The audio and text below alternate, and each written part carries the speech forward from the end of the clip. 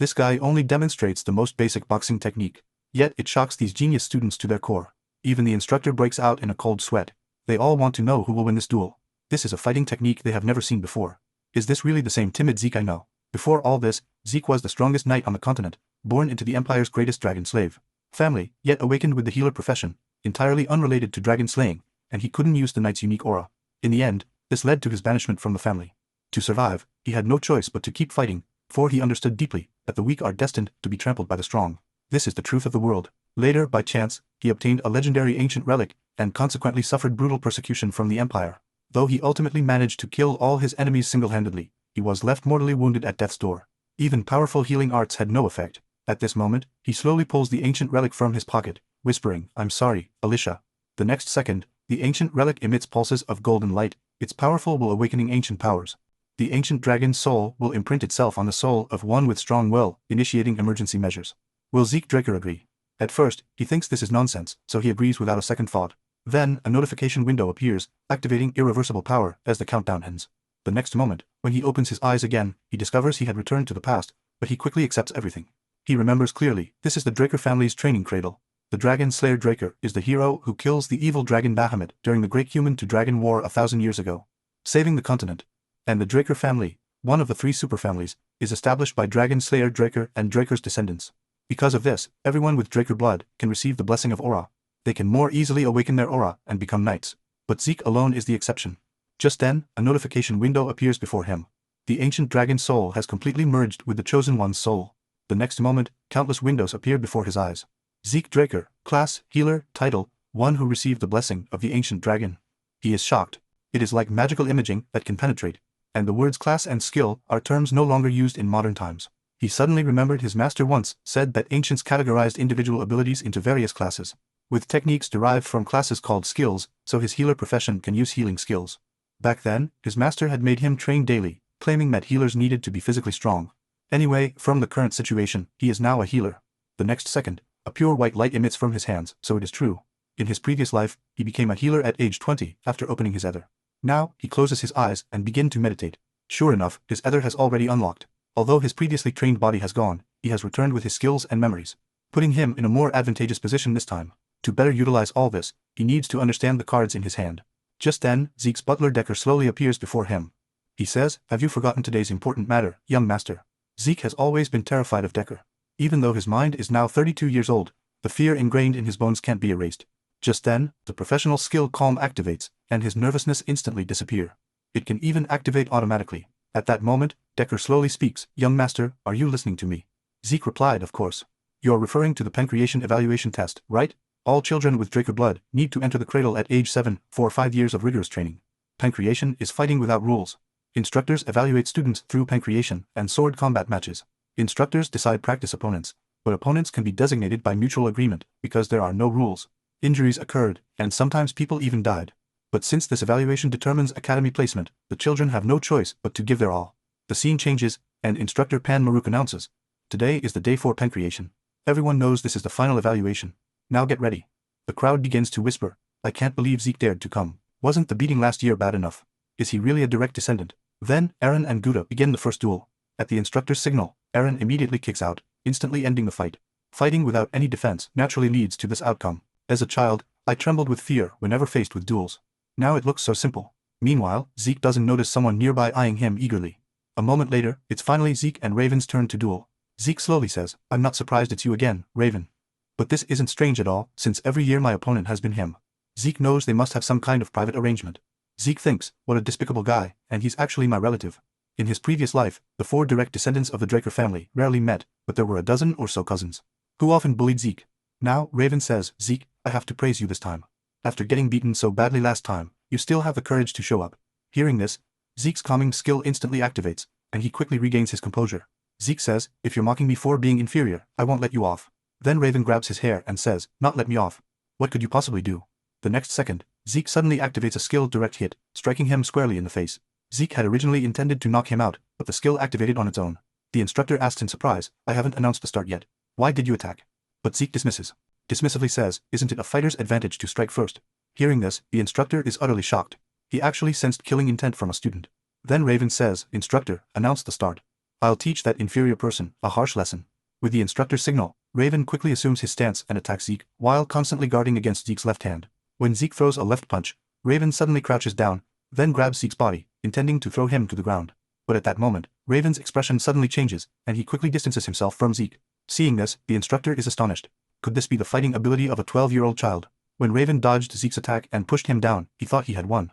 But unexpectedly, Zeke quickly attacked Raven's chin, breaking free from his grasp. Even though his attack failed, Zeke remained incredibly calm and made the right offensive move. He possesses tremendous skill and focus. Is this really the Jik Drake everyone knew? Meanwhile, just as Raven intended to create distance, Zeke disabled his left leg with a single blow. Seeing this, Raven immediately swings his fist at him. But with the enhancement of his focused sensing skill, Zeke quickly dodges every one of Raven's attacks. It seems Zeke has grown accustomed to controlling ether. Let's end this. The next second, Zeke suddenly executes a shoulder throw while activating his vital point strike skill, instantly breaking Raven's ribs. Now he slowly says, even if your learning ability is lacking, with this level of demonstration, you should learn something, right? Who do you think you are to speak to me like that? Just then, he suddenly remembers something. He says, I remember all your names. Don't look around. If you have objections, come down and challenge me. After Zeke issues this threat, a figure slowly stands up. Jik Drake, I name you as my opponent. The speaker is Jackin Waldeck, Zeke's distant cousin. Zeke says, fine, but dueling just you would be boring. You and your servant Liam Stone should both fight with me. That would be more of a fair fight. Hearing this, Jackin immediately explodes in anger. Are you insulting me? Zeke replies, of course, isn't that obvious? A moment later, the instructor announces the start of the duel. As Zeke gazes at the boy before him, he falls into deep thought. The mercenary king, Liam. In his previous life, as Jake and servant, Liam entered the academy after graduating from the cradle. Because his blood relation was too distant, he was abandoned during the education process. Later, he joined the Knight Order of a small country called Balanoan. After Balanoan's destruction, he became a mercenary. After a long life as a mercenary, he reached the level of Crimson Knight and founded the Stone Mercenary Group, eventually becoming the Mercenary King, who unified the three major mercenary groups. Later, the Empire hired the Stone Mercenary Group, causing Liam to participate in the Continental War. The North and the Empire had always been enemies, and Zeke as a Northerner became his enemy. But this time should be different. Meanwhile, Jakin suddenly throws a punch at him, but Zeke easily blocks it. Zeke says, I clearly told you both to come at me together, but Jakin ignores him, and follows up with a kick. Soon, a piercing pain shoots from Jakin's right foot through his heart. Zeke had used his elbow to defend, while Jakin was distracted. Zeke had already arrived in front of him, and makes a punching motion. Seeing this, Jakin immediately protects his face with both hands. But the next second, Zeke suddenly attacks his right foot instead. Zeke says, you can't even recognize a feint. That's why I told both of you to come at me. Fighting just you is too boring. In no time, Jakin is beaten without any chance to fight back. Jakin shouts, Liam, kill him for me. The next second, Liam approaches Zeke slowly, carrying a powerful killing aura. Zeke thinks, this aura, is he really 12 years old like us? Zeke knows that if Liam seizes the initiative, he'll be forced to follow Liam's rhythm, so he launches an attack first. The next moment, countless shadows suddenly appear around Liam, all launching attacks. The spectators are utterly shocked. What kind of attack technique is this? Even the instructor appears surprised. This is indeed a technique they've never seen before. The central continent primarily focuses on sword techniques, so northern boxing techniques are rarely seen. Meanwhile, Zeke suddenly realizes his current body is still too weak and cannot sustain attacks for long. But more than that, Liam's monster-like physique is the biggest problem. He's been casually defending all along. Yet, as the mercenary king, shouldn't he be more offensive? Now, Zeke tightly clenches his right fist. Zeke thinks, my body has already reached its limit anyway, so I'll concentrate all my power to break through his defense. The next second, Zeke throws an incredibly powerful punch. Seeing this, Liam immediately dodges by tilting his head. Zeke is shocked. Liam shouldn't be able to see either. His sense was incredibly sharp. Just then, Liam suddenly grabs Zeke's right hand, then tries to throw him to the ground. But the next second, Zeke breaks free from his arm. Then, using his focus sensing skill, he manages to lock Liam's body with his own. In no time, he completes a rear naked choke. Zeke says, cut off the air and blood flow to the brain, and you have no way out, right? Meanwhile, Liam frantically throws punches at Zeke. That's right now, it's just a matter of who can endure longer. Then the two engage in a battle of endurance. Seeing this, the spectators are utterly shocked. Even the instructor breaks out in a cold sweat. They all want to know who will win this duel. Shortly after, the fighting sounds abruptly stop. Liam has collapsed unconscious. Now, a boy in the audience reveals a smile and says, that's more like it. This way, defeating you will be interesting, Jik Drake. After Zeke wins the duel, the butler asks him, young master, I heard you were seriously injured in the pancration. Let me check your pulse. But Zeke already knows his intention. He wants to confirm whether Zeke has awakened aura. Without hesitation, Zeke immediately extends his left hand. The next second, a blue energy surge enters his body. Seeing this, Zeke is utterly shocked. He's actually a blue knight. Usually when checking if someone has awakened aura, they only examine the dantian, but he checked the entire body through the meridians. Infusing aura into another's body is extremely difficult, requiring precise control of aura. He really is a blue knight. Knights are also ranked in tiers, divided into several levels based on combat power and aura control ability. White swordsmen are at the stage of just learning swordplay. Before the blessing ceremony, most children in the cradle are white swordsmen. Orange swordsmen are at the stage of opening the danshin for training after awakening aura. Students in the cradle become orange swordsmen after receiving the blessing, able to freely control aura. Purple knights are at the stage where they can earn the title of knight, able to enhance their swords with aura. Blue knights are at the stage of awakening blue aura. Finally comes the realm that only those who transcend limits can reach. The mercenary King Liam and I from the previous life could become crimson knights. Although there are also black knights, such a level is rare across the entire continent. He wonders how someone at the knight captain level came to be a butler, but this is useless, because aura absolutely cannot detect either. Just then, the butler slowly says, "Young master, are you hiding something from me?" Zeke says, "Why do you say that? It seems you're the one hiding something, Decker." The butler says, "Young master, how have you suddenly changed so much?" Hearing this, Zeke immediately changes tack. "You should ask why I've only changed now. I'll change even more in the future. Everything will return to its rightful place. You just need to follow me." The butler says, "I understand, young master. As you requested, I've prepared the training room." Then Zeke leaves, thinking, if the butler is someone monitoring me, I'll keep him close to extract information. But the question is, whose side is he on? Probably one of my siblings. The scene changes to Zeke arriving at his personal training room. Then he summons his status window. From the window display, many skills have been upgraded from novice to proficient. He's puzzled. Were these actively triggered skills there from the beginning? Will skills learned later also appear in the skill bar? But what's the difference between professional skills and skills? Though they activate similarly. And there are dragon race skills. This actually requires 10 points to unlock. Achievement points can only be gained by killing monsters, which requires at least purple knight strength. Why did I return to the past? And what is this system? Looking at the professional skills, this should be related to the ancient relic. Currently, there's still too little information, but as long as I can become stronger, I'm willing to do anything. Whether it's the system or the Draker family. This world has two powers, Knight's aura and Mage's mana. Knights control aura through the danshin. Mages control mana through rings, and these two powers conflict with each other. Zeke's talent was so poor that he had neither a danshin nor a magic ring. Later, when abandoned by his family, he met his master. His master helped him awaken the healer profession and taught him to use ether. So, he and his master are the only people in this world who can use ether power. After 2 hours of sword training, Zeke's body has reached its limit, but with the help of healing abilities, his body quickly recovers. However, he dares not use this power in front of others, because they would treat him as a monster. Since his stamina and wounds have recovered, it's time to continue training. The scene changes to the cradle's public dining area, where everyone is gossiping that Zeke seems like a completely different person. Could he be using black magic? Although Zeke behaved very savagely in the pancreation, he definitely can't win. That guy is so weak he can't even lift a sword. What chance does he have? Seeing this, the two who were disciplined by Zeke say he had a new sword custom made because the old one was too heavy. I can't believe I lost to such an inferior person. He must have beaten me by luck. Just then, Rena slowly speaks up. You think it was just luck? If you really think so, then you have no right to become Draker Knights. Time quickly advances to the day of the sword competition. This match uses real swords, so people die in the sword competition every year. This competition reveals the differences between students. 1 month after the end-of-year evaluation, the Draker Aura Awakening Blessing Ceremony will be held. Now, Zeke slowly walks onto the stage, holding a heavy sword. His opponent is Riina. Riina says, I name you as my opponent. Zeke gladly accepts her challenge. Now Riina suddenly realizes that Zeke is far from simple. Could it be that because his physique has grown, his aura has also strengthened? But she quickly calms down, thinking, I'll just deal with him the same way as before. Now, Zeke can't help but break out in a cold sweat. It's still nerve-wracking to compete with the Shining Knight. Riina is one of the most active 5-star knights on the continent. She awakened her aura before the blessing ceremony, and is called a once-in-a-generation genius. Although at this point, it's been many years since she awakened her aura. To build a solid foundation, she doesn't use aura at all in the cradle. Just then, with the instructor's signal, Riina launches a thrust attack directly at Zeke.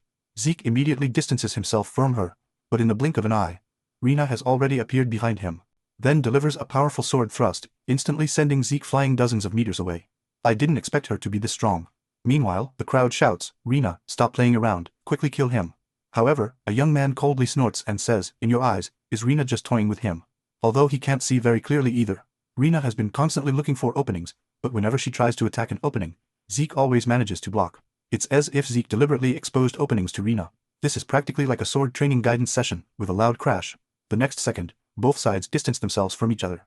Now, Riina is already somewhat out of breath, so this is the strength of the Shining Knight. Indeed, she's very committed to basic sword techniques, which is why she's constrained within the framework. Let me see if I can break her framework. The next second, Zeke instantly lowers his body. Riina realizes he wants to instantly close the distance, but she's absolutely confident in her speed. Just as she thinks this, Zeke has already arrived in front of her and swings down the heavy sword. Seeing this, Riina immediately dodges by moving sideways. Riina thinks, as long as I keep my distance, I can still react. Just then, Zeke scoops up stone fragments from the ground and attacks her. With no defense prepared, the fragments hit Riina in the face, While Rina is stunned, Zeke has already arrived in front of her, then swings the heavy sword at Rina's neck. At this critical moment, Rina uses aura to knock Zeke's heavy sword out of his hand. When the heavy sword drops to the ground, the spectators all become extremely excited. Zeke has lost. Rina is amazing, and she didn't even use aura. But the instructor's expression is very grim. That's not right, although the students might not have noticed. The moment Zeke's attack touched Rina, she used a small, almost imperceptible amount of aura. Rina vowed not to use aura before entering the academy. Has she gone back on her word now? Just then, Zeke approaches her. The next second, Zeke throws a punch at Rina's neck. Rina then kneels on the ground holding her neck. Seeing this, the crowd expresses dissatisfaction. This is a sword competition. We can't acknowledge Zeke using such underhanded tactics. Losing your sword as a knight is a disgrace. The winner should be Rina. But Zeke is very dismissive about this. Isn't winning all that matters? Now, Zeke slowly says to Rina, do you want to continue? Rina says, I haven't lost. I just let my guard down and gave you an opportunity. But she quickly realized that if he had a short sword in hand, she would already be dead. A moment later, Rina announces to everyone, I lost. Hearing this, the spectators are all utterly shocked. A few days ago, Zeke was considered worthless by the family. Today, he actually defeated Rina, who is regarded as a genius in the family. After Zeke wins the sword competition, his victory brings a huge shock to the entire cradle.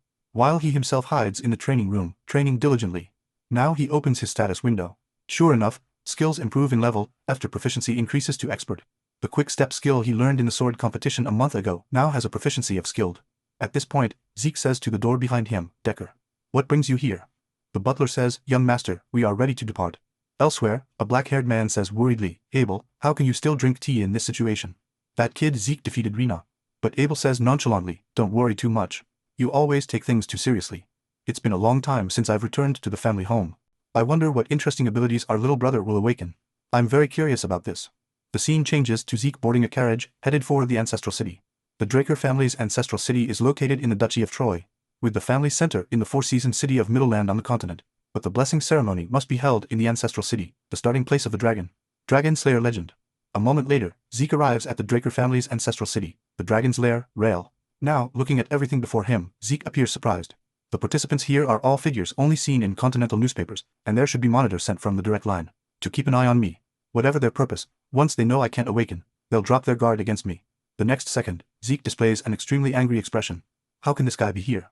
Meanwhile, Abel is chatting with nobles. He states that he came to watch the blessing ceremony because this batch of knights includes his adorable brother, the second son of the Draker family, known as the Lion Sword, Abel Draker. But Zeke from the previous life knows that the title Slaughter Knight suits him better. Now he forces himself to stay calm, as he can do nothing at present. He clearly remembers that in his previous life, Abel never attended the blessing ceremony. Could his actions have changed the future? Perhaps there will be an opportunity in this life. Meanwhile, the blessing ceremony officially begins. The first to participate is Aaron. He puts his right hand into the water, then cuts his palm. The next second, a blue energy instantly surrounds him, then gathers at his danchin.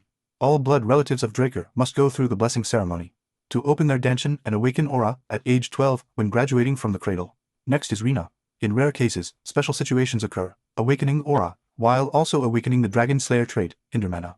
Just then, the mana lamp suddenly flashes red.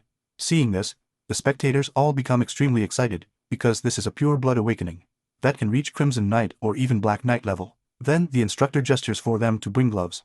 Due to the Hindermana trait, one cannot live normally without the family's specially made gloves. Having proven herself pure-blooded, so can use the Draker name and receive various family privileges. Just then, Zeke slowly stands on the awakening ceremony platform. Now, the spectators all feel extremely excited. He defeated Reyna. He must be a pure blood awakening. But Zeke gazes at everything before him, lost in thought. I never thought I'd stand before this damned bronze statue again. In his previous life, he survived the cradle by gritting his teeth, only to become the first awakening failure in the Draker family. But this time will be different. Not only can he heal, but he can also control ether. More importantly, he stood up through his own will. So this time, please, damn bronze statue. But the bronze statue shows no reaction. Seeing this, the spectators are all utterly shocked. Even Abel's expression becomes grave. This has never happened before, so that's how it is. I should never have had any hope for him. It's all that person's fault for making me have unnecessary expectations. The crowd is shocked. No possibility of awakening. How could this happen to a direct descendant? He's simply a disgrace to the family. Just then, a notification window appears before Zeke. System error during processing caused information delay due to lack of information about relevant profession and verification device. Information input now complete. Device verifies user's ability as healing. Profession opening confirmed. The next second, a red light instantly envelops the bronze statue. Seeing this, the spectators are all utterly shocked. It's actually red light. This must be a pure blood awakening. Zeke only makes the most basic defensive posture, But this leaves all incredibly shocked and curious. All wonders why Zeke chose to defend when he clearly could have counterattacked. Moreover, all senses that Zeke is hiding part of his strength. His power far exceeds what all can evaluate. Just after all defeats both Zeke and Reina with one sword, Duke's voice suddenly rings out, "All. You really beat up someone else's disciples badly." Duke walks over and says, "Win Knight, hello. You seem as cold as ever. By the way, after the practice match, what do you think of my disciple?" Hearing this, Alveal doesn't respond immediately, but falls into deep thought. Why didn't he resist? Could his goal not be victory, but rather to skip grades? Zeke concealed part of his strength. Did he not want to reveal all his power? At this moment, all slowly speaks. Jik Drake, his strength far exceeds the range I can evaluate. The scene changes, with the principal approving Zeke and Rena's grade advancement. None of the teachers present have any objections, so Zeke and Rena are assigned to the 5th and 3rd grades respectively. After that, to reduce the trouble, Zeke acts as low-key as possible, hiding his brilliance. Since Duke taught him the wind technique, Andre inherited Zeke's position, while he maintained a friendly relationship with Pennon. However, later, Pennon was recruited by the Delp Royal Magic Research Institute and left the academy, causing their relationship to gradually drift apart. Notably, he never had any interactions with other powerful families after that. Interestingly, all would find Zeke every quarter to request a practice match. Then, as if he realized something, he applied for a leave of absence to concentrate on training. 2 years quickly passed. Now Zeke has successfully graduated from the academy. Decker excitedly says, "The youngest student of Valhalla, the family head, will be proud of you." After all, it's rare for the principal to personally write a recommendation letter. At this moment, Zeke says to Decker, "There are still 3 months before the enrollment ceremony, right? Decker, you should return to Atlas first. I want to rest quietly by myself. I don't want to be disturbed by anyone. Do you understand?" Of course, Decker immediately agrees. The Kikilu ruins are in the giant mountains, and Zeke plans to explore through the Argus Kingdom, Adventure Guild, under the pretext of resting. Out of caution, Zeke doesn't intend to tell any suspicious person about his purpose. Now, Liam slowly kneels before Zeke and says, "Lord Jik Drake, hello." Zeke turns and says, "Liam, haven't I told you?" This puts a lot of pressure on me. Liam says, "Young master, I'll take my leave now." Zeke says, "Good. Use the black card to handle the Bahala school matter." At this moment, Liam curiously asks, "Did you call me here for something?" Zeke says, "Of course. I heard you entered the special class this time. As your lord, I certainly can't stand by and do nothing. From semester evaluation prediction questions to training guides, I've compiled everything you need for the exams. Go to Fabelnir's breathing blacksmith shop and give them this. They'll provide you with the items. Also, you're a 4th-year student now, so I've commissioned the blacksmith to forge a sword suitable for you. Liam, I believe you can definitely keep pace with me. Keep it up, I trust you won't disappoint me." Hearing this, Liam is deeply moved, with tears welling in his eyes, and he firmly says, "I will work hard. And definitely won't fail your expectations, my lord." Zeke says, "Good. I look forward to your performance." The Argus Kingdom at the northernmost end of the continent, along with Delp, Tibia, and Alliancia, are known as the 4 great kingdoms of the continent. The giant mountains are the boundary connecting magical beasts and the continent, with dungeons of various sizes throughout the mountain range. Therefore, adventurers seeking to make a fortune rush to the giant mountains. The first king of Argus connected adventurers and dungeons to provide various services, making this the country's main industry. With the royal family's assistance, the giant mountains were divided into hundreds of areas, establishing transportation routes and outpost management. This is the origin of the Argus Adventurer Guild that spread throughout the continent. Now, Zeke registers as an adventurer using the identity of Zeke Mori. For convenience, he disguises himself. After all, Draker is a big family. Using the Draker identity runaround would be too conspicuous. Now let me begin the search for treasures. Moments later, Zeke boards a carriage, heading to the giant mountains. Finding a seat in this peak season is already quite fortunate. Just then, a voice comes from beside him. "Hi, brother. Are you an adventurer too? You look so nervous. Is this your first time entering a dungeon?" Then a blonde man slowly approaches Zeke and says, "For safety, why don't we enter the dungeon together? Despite our appearance, we're all veterans. Recent dungeons are dangerous, and going alone could make you monster food." Zeke has already seen through their intentions. This is a typical tactic of using rookie adventurers as bait to attract monsters or sell them to slave merchants. So Zeke ignores them, keeps ignorance, then gestures for them to be quiet. He stands up, walks to the coachman, and asks, "There are monsters 500 meters behind on the left. They seem to be half-orcs. Do monsters appear in this area?" Hearing this, the coachman is puzzled and says, "This route is supposed to be a safe zone." Meanwhile, the blonde man starts mocking Zeke. "Don't you know that the Adventurer Guild's main route is directly managed by the kingdom? Forget monsters, not even wild beasts can enter this area." Zeke says, "If there are no monsters, then what's that behind you?" The next second, a half-orc instantly destroys the carriage with a single strike. In no time, chaos erupts all around. Half-orcs appearing in the safe zone. Have the outposts lost their function? As I thought, this matter has become much more complicated. Were the Argus soldiers attacked too? Though with so many soldiers, they should be able to handle ordinary monsters. Just then, Zeke notices the wounds on the soldiers. From the wounds on their body, it's obvious that this wasn't done by monsters. This was done by humans. Because if monsters had attacked, the wounds wouldn't be so clean. Moreover, these soldiers show almost no signs of resistance. They were killed with a single strike, Though regrettable, staying here would only lead to misunderstandings. The most important thing now is to find the Kikilu ruins first. Moments later, Zeke arrives at the barbarian territory. According to the minimap, he has reached the vicinity of the Kikilu ruins. But why are Imperial Hounds here? Hounds are talents who emerge from the Empire's knight trainees, specializing in tracking and assassination techniques. They are the Emperor's direct forces. At present, besides high-ranking Imperial personnel, no one knows of a Hound's existence, but they will soon become the main force. In the battles the Empire will initiate, Zeke has already tracked their every move through the minimap.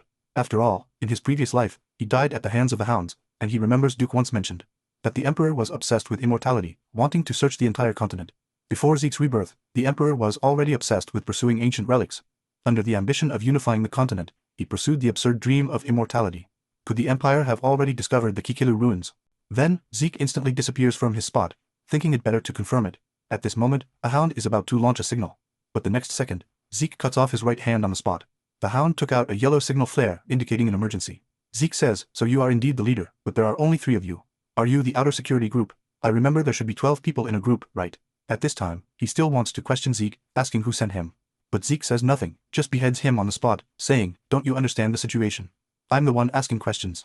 Think about it. Whoever answers my questions first can die quickly with no miserable." The scene changes. Zeke arrives at their temporary base. So it was they who turned the outpost into this state. They dare to attack the kingdom's soldiers.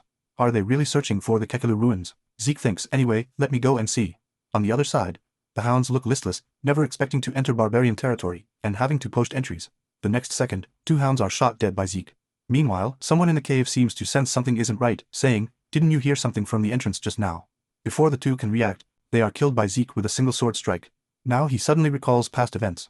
During the 5-year power struggle, Zeke received orders from his superiors, while exhausted, to enter Pavilla Carter. It felt just like this. Now, the leader slowly speaks. Southern Assassin's short sword technique, Mac Keen or Pavilla, regardless of which side. Since you've come here, you cannot leave easily. If you surrender now, I'll give you a quick death. At this time, Zeke looks contemptuous, thinking this guy is at most a green knight, far inferior to the Hounds of his previous life. Now Zeke slowly says, "You actually want to give me a quick death? Shouldn't you tear me to pieces with your own hands to honor your comrades? If that's the case, then let me tear you to pieces."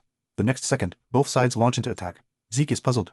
Is this all the Hounds are capable of? Is it that they're too weak, or am I too strong? At this level, there's nothing impressive. But as Zeke activates magic reflection, all the surrounding lights instantly go out. Now, everyone is extremely shocked. Is this the Dragonslayer's hinder mana? No. This guy was barehanded from the start and never used aura. And he uses the southern short sword technique. He must be an assassin, that's right. Then, the leader signals to everyone, "Don't panic, focus on defense. The lights will be restored soon." But when the lights come back on, what greets their eyes is the scene before them. The leader now wears an expression of disbelief, wondering what's happening. This time, Zeke's voice rings out. The Emperor is really bold, daring to covet the Kikilu ruins. Hearing this, the leader doesn't acknowledge it, feigning ignorance and saying, "What are you talking about?" Zeke says, "Don't worry, even if you don't tell me, it doesn't matter. I can still find it." Then Zeke kills him in the darkness. The scene changes, Zeke throws away the short sword. In his hand, disguising everything as McKean's doing. McKean Ka Lutel is the organization Zeke joined in his previous life. It was a massive organization, willing to do anything for gold. After the southern continent's Cusco kingdom declined due to civil war, McKean and Pavilla occupied this lawless zone. Although he could conceal his identity with dragon race skills, using the southern short sword technique, and leaving Nick Keen's signature warning would be safer. The Empire will definitely think it was the southern Ka Ruddle's doing. If the Empire takes action to deal with Mick Keen because of this, it would be good news for Zeke. If the contents of the discovered letters are true, then the Emperor is even more insane than Zeke imagined. The Emperor's order is to find ancient ruins. What surprises Zeke is that the attached battle maps not only cover the central continent, but also the eastern continent. In Ceasefire and the unknown Dark Sea have already been planned. The Emperor has deployed hounds in all areas where ruins might be discovered. This means the hound's strength is similar to what Zeke knew in his previous life, but they don't seem to have discovered the Kikilu ruins. Just then, a red signal flare catches his attention. Could this be the signal for using the Sky and Earth net? After discovering the Sky and Earth net signal, Zeke hurriedly escapes from the outpost. Damn, I didn't expect them to catch up so quickly. The Sky and Earth net red signal flare search from the center outward. After finding the target, gradually tighten the encirclement. The hounds in this area will follow this order until it's withdrawn. Seeing the hound's execution order is like awaiting a death sentence. In his previous life, Zeke stole an ancient relic the Emperor had his eye on in the northern continent, and ultimately died tragically on the Sky in Earth net. But now Zeke has the system, so he can match them in combat. Now, Zeke rapidly swings his short sword, then uses quick steps to quickly distance himself. It's just as he thought. These guys are not on the same level as those in the cave. Meanwhile, the arriving hounds quickly surround Zeke. This is big trouble. Although he could escape the encirclement using his true power, but doing so would mean destroying the Mickey in disguise with his own hands. No choice now. This thing isn't meant for the situation, but there's no other way. The next second, Zeke suddenly blows a whistle. Bringness, the hounds think, damn, does he have other companions? While the enemies are stunned, Zeke quickly uses a smoke bomb to disappear from everyone's sight, and a leader slowly speaks. Don't panic, he cannot escape the sky and earth net. Return to your positions. Look for unnatural smoke and shadows. However, after searching for a while, there are no findings. The leader is very puzzled, saying, no movement at all. Does he think we'll retreat just because he blocked our vision? As he ponders why Zeke blew the whistle, the next second, a figure flies past him. What's going on? Then he is shocked by the scene before him. They are barbarians. Damn, why are they attacking us collectively? We haven't done anything to provoke the barbarians. Damn, this is very dangerous with our current strength. The leader then fires a signal flare. Withdraw the sky and earth net. He then signals everyone to quickly evacuate. Moments later, Zeke emerges from the ground. Didn't expect it to work so well. The barbarian horn, a tool made for quick communication in chaotic battles. In his previous life, Zeke had a close relationship with the barbarian Morgan tribe, who taught him to make horns and signal systems. The signal he just sent was, outsiders have trampled on the sacred mother's land. Although people think they are uncivilized savages, they have their own unique traditions and culture, living within their distinctive civilization. Unfortunately, these crude horns can only be used once. Now let's search for the true ruins. Moments later, Zeke arrives at a ruin. Before him is a dragon species corrupted by pollution. According to the minimap, there is indeed a door here. So he asks the system if it can open that door. The system answers, of course, and shortly after, the system opens the door connecting to the hero king's tomb. But just then, the dragon species suddenly lets out a deafening roar. Zeke thinks, damn, looks like I can't sneak in now. Dragon slaying method application form. The next second, Zeke quickly approaches the entrance. Meanwhile, Zeke uses swift wind step to quickly dodge multiple attacks from the dragon species. His plan is to use shadowless footwork to confuse their vision, then quickly enter the entrance. Just as his plan is about to be realized, the dragon species suddenly opens its blood-filled mouth. Then, with a thunderous sound, the dragon species misses. At this time, Zeke has already drawn his long sword. Dragon Slaying Method, Chapter 7, Section 1. Cutting the dragon's head. With a graceful silhouette descending, the dragon species' head is forcibly severed by Zeke. It's acidic blood. Zeke suddenly activates healing factors. Acidic blood plus 9-headed monster. Could this be the 9-headed dragon Hadra that his teacher from his previous life had difficulty defeating?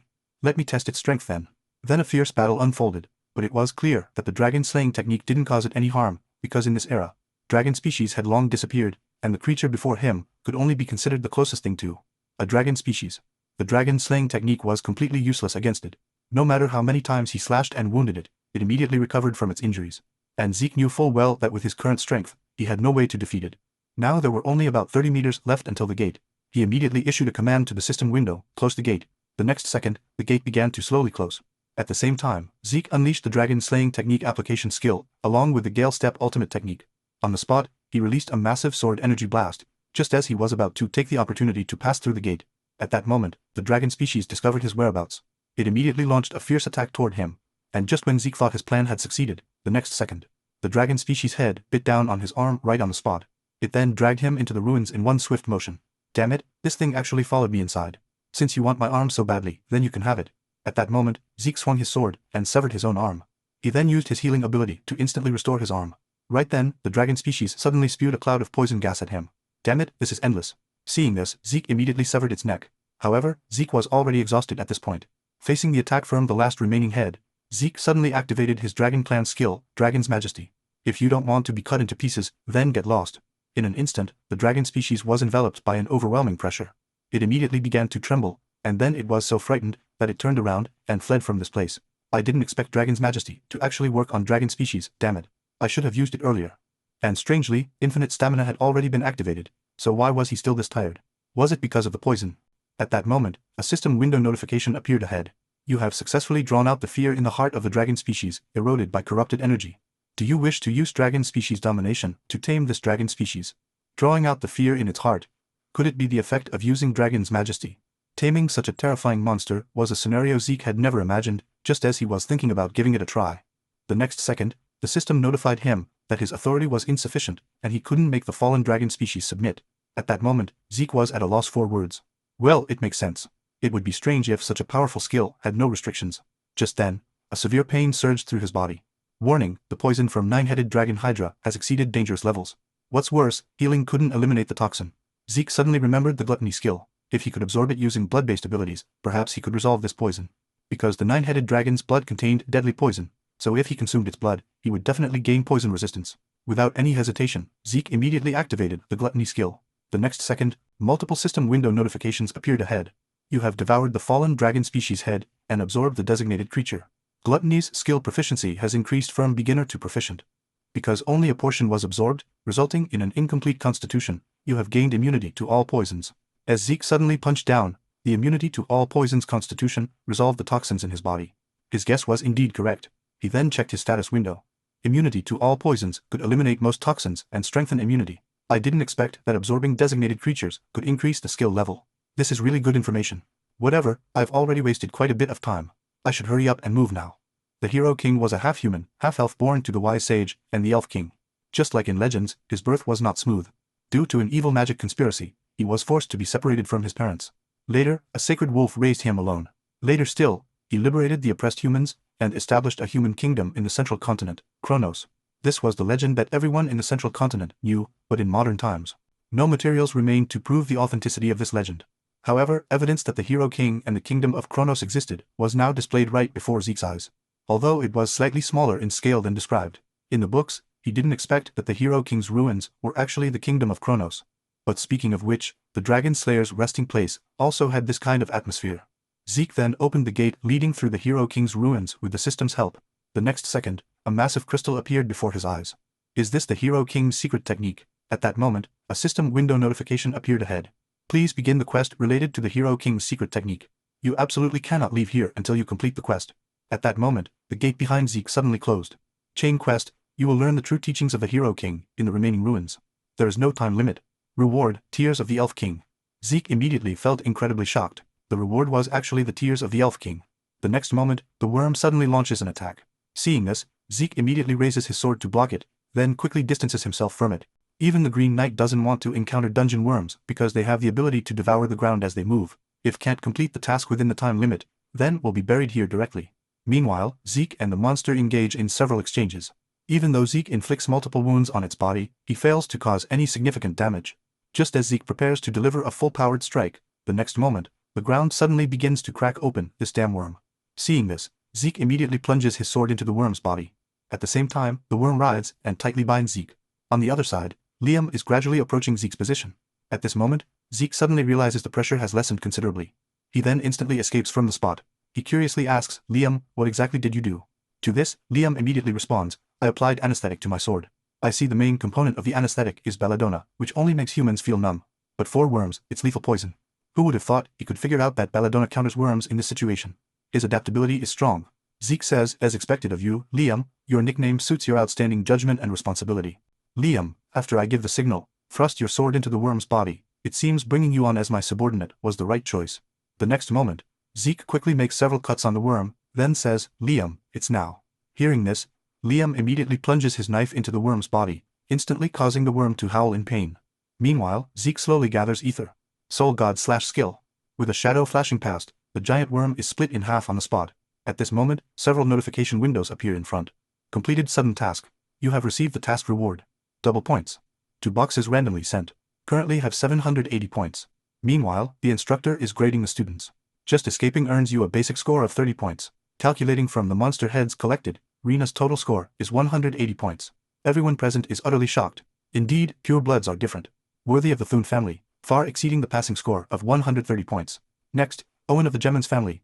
Total score 120 points, far exceeding the passing score of 70 points. Truly remarkable. But in his heart, Owen thinks, Rena Thune, let's see how long you can remain arrogant. If things don't work out, I'll just kill her like I killed Zeke. Just then, a familiar voice sounds out. It's been a long time since I've seen sunlight. Seeing this, everyone says, isn't that a dungeon worm? Aren't half-orcs the highest scoring monsters?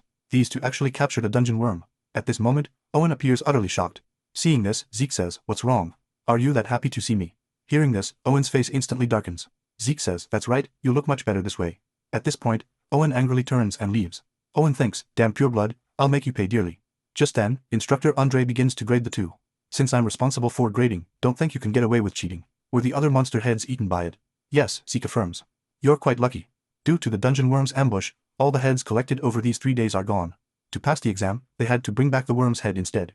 Probably only Andre could examine the skin residue on the teeth so carefully. A moment later, Andre finally finishes his inspection. From what I can see, there were monsters, goblins, hellhounds, half-orcs, and mountain spirits. Hearing this, everyone present is utterly shocked. There were even mountain spirits. Considering the quantity, there were dozens of monsters. Acknowledging this would be unfair, I'll calculate based on one monster of each type. Mountain spirits and worms aren't in the evaluation items, but counting a mountain spirit as equal to 3 half-orcs, and a worm as 6 half-orcs. The scores are 90 and 180 points. Total score, 368 points. You've passed. Hearing this, all the students are completely shocked. 368 points. How is that possible? We only see one dungeon worm head here, but everyone feels discussing this is completely pointless now. If they had encountered dungeon worms and mountain spirits, whether they could even survive would be questionable. Is Jik Drake really that strong? It seems their opinion of Zeke has changed considerably. Although this feeling is nice, Zeke ultimately did something that drew attention. Zeke thinks, the Gemins tampered with the exam dungeon, trying to eliminate me. Was this Owen's order? No, even Owen doesn't have the authority to do this. Maybe it was that person from the Gemins family. I didn't expect to attract so much attention. Well, I'll just play along with them for now.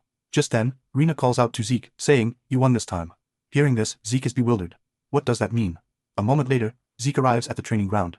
Currently, he spends 50 points to unlock the gluttony skill. The next moment, detailed information about the gluttony skill appears before him. In gluttony state, all consumed food will be completely converted into energy. When eating magical creatures with blood abilities, you can acquire that creature's abilities. So, I can absorb monster abilities. I should have unlocked this before starting the exam. As for energy conversion, I'll have to try it to know.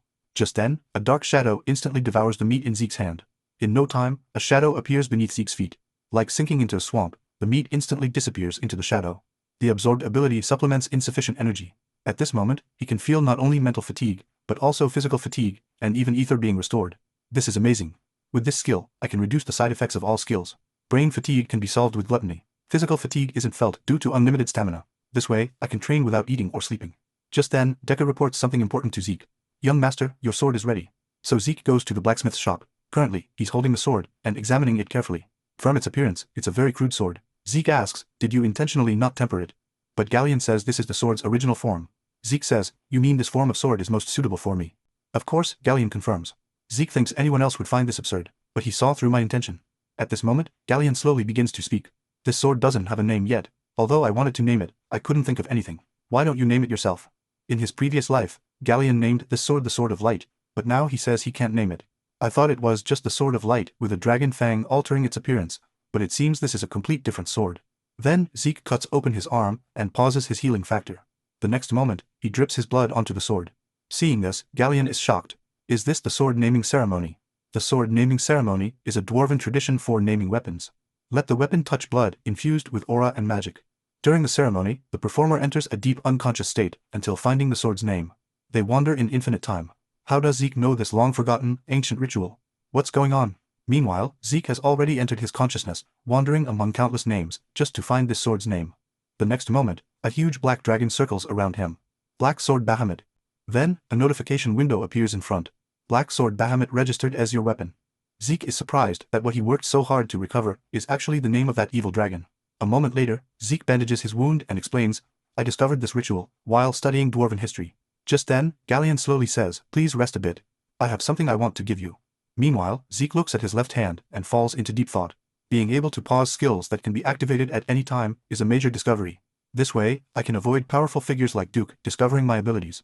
No need to reveal all my cards. But anyway, let's look at this sword now. Black Sword Bahamut, special ability, indestructible, can convert other powers into aura. Note, currently in sealed state, will unlock according to user's growth. Unlocking the seal according to the user's growth. I've never heard of such a weapon. And with an indestructible property, even though it's made from dragon fangs, this is too incredible. However, the most important thing is its ability to convert other powers into aura. Zeke spent considerable effort creating a magic furnace for Galleon to forge a sword, partly because of his excellent skills. And also for Grammar's core function, aura conversion, the exclusive ability to convert any other energy into aura. In his previous life, it was with this sword that Zeke became the Red Knight. A moment later, Galleon finally finds what he was looking for. At this moment, he reveals an extremely shocked expression and says, this is actually aura that can envelop the sword. It seems your strength has already surpassed the Purple Knight. Then he hands the scabbard to Zeke, saying, this was made by my master himself, Golan Yober. That Golan Yober known as the most skilled blacksmith, he has unique skills among the dwarves, the continent's top blacksmith. All his creations are perfect weapons, and they also have special functions. At this moment, Zeke asks in surprise, you're actually that guy's apprentice. If Golan made it, then this definitely isn't an ordinary scabbard. Of course, just rotate the knob at the scabbard's entrance, and it instantly becomes a shield. It's made of mithril and flying dragon bone, able to withstand general attacks. Please accept this as my gift to you. But Zeke is confused. This scabbard seems a bit small. The next moment, the scabbard suddenly envelops the sword. In no time, the scabbard transforms to match the black sword's size perfectly. Indeed, Golan's creations are beyond imagination. Scene change. Zeke looks at the equipment in his hand and falls into thought. Meteorite iron. Isn't that a rare material? Gauntlet information. Gauntlets made of meteorite iron. Complete the meteorite iron set to activate exclusive ability. This was in a random box from the sudden task. I thought it would be similar to a treasure box. Didn't expect it to contain something even more valuable. Now let's check the second box. When Zeke opens the box, he looks very confused. What is this? At this moment, he takes out a map. Then a notification window appears. You have discovered Hero King Caesar's map. Hero King Caesar and the Knights of the Clock Tower is the continent's most popular book. It describes the biography of the hero king and knights building a civilized nation called Kronos. But those contents are too absurd, and there's no evidence to prove the legend's authenticity. At this moment, Zeke is surprised.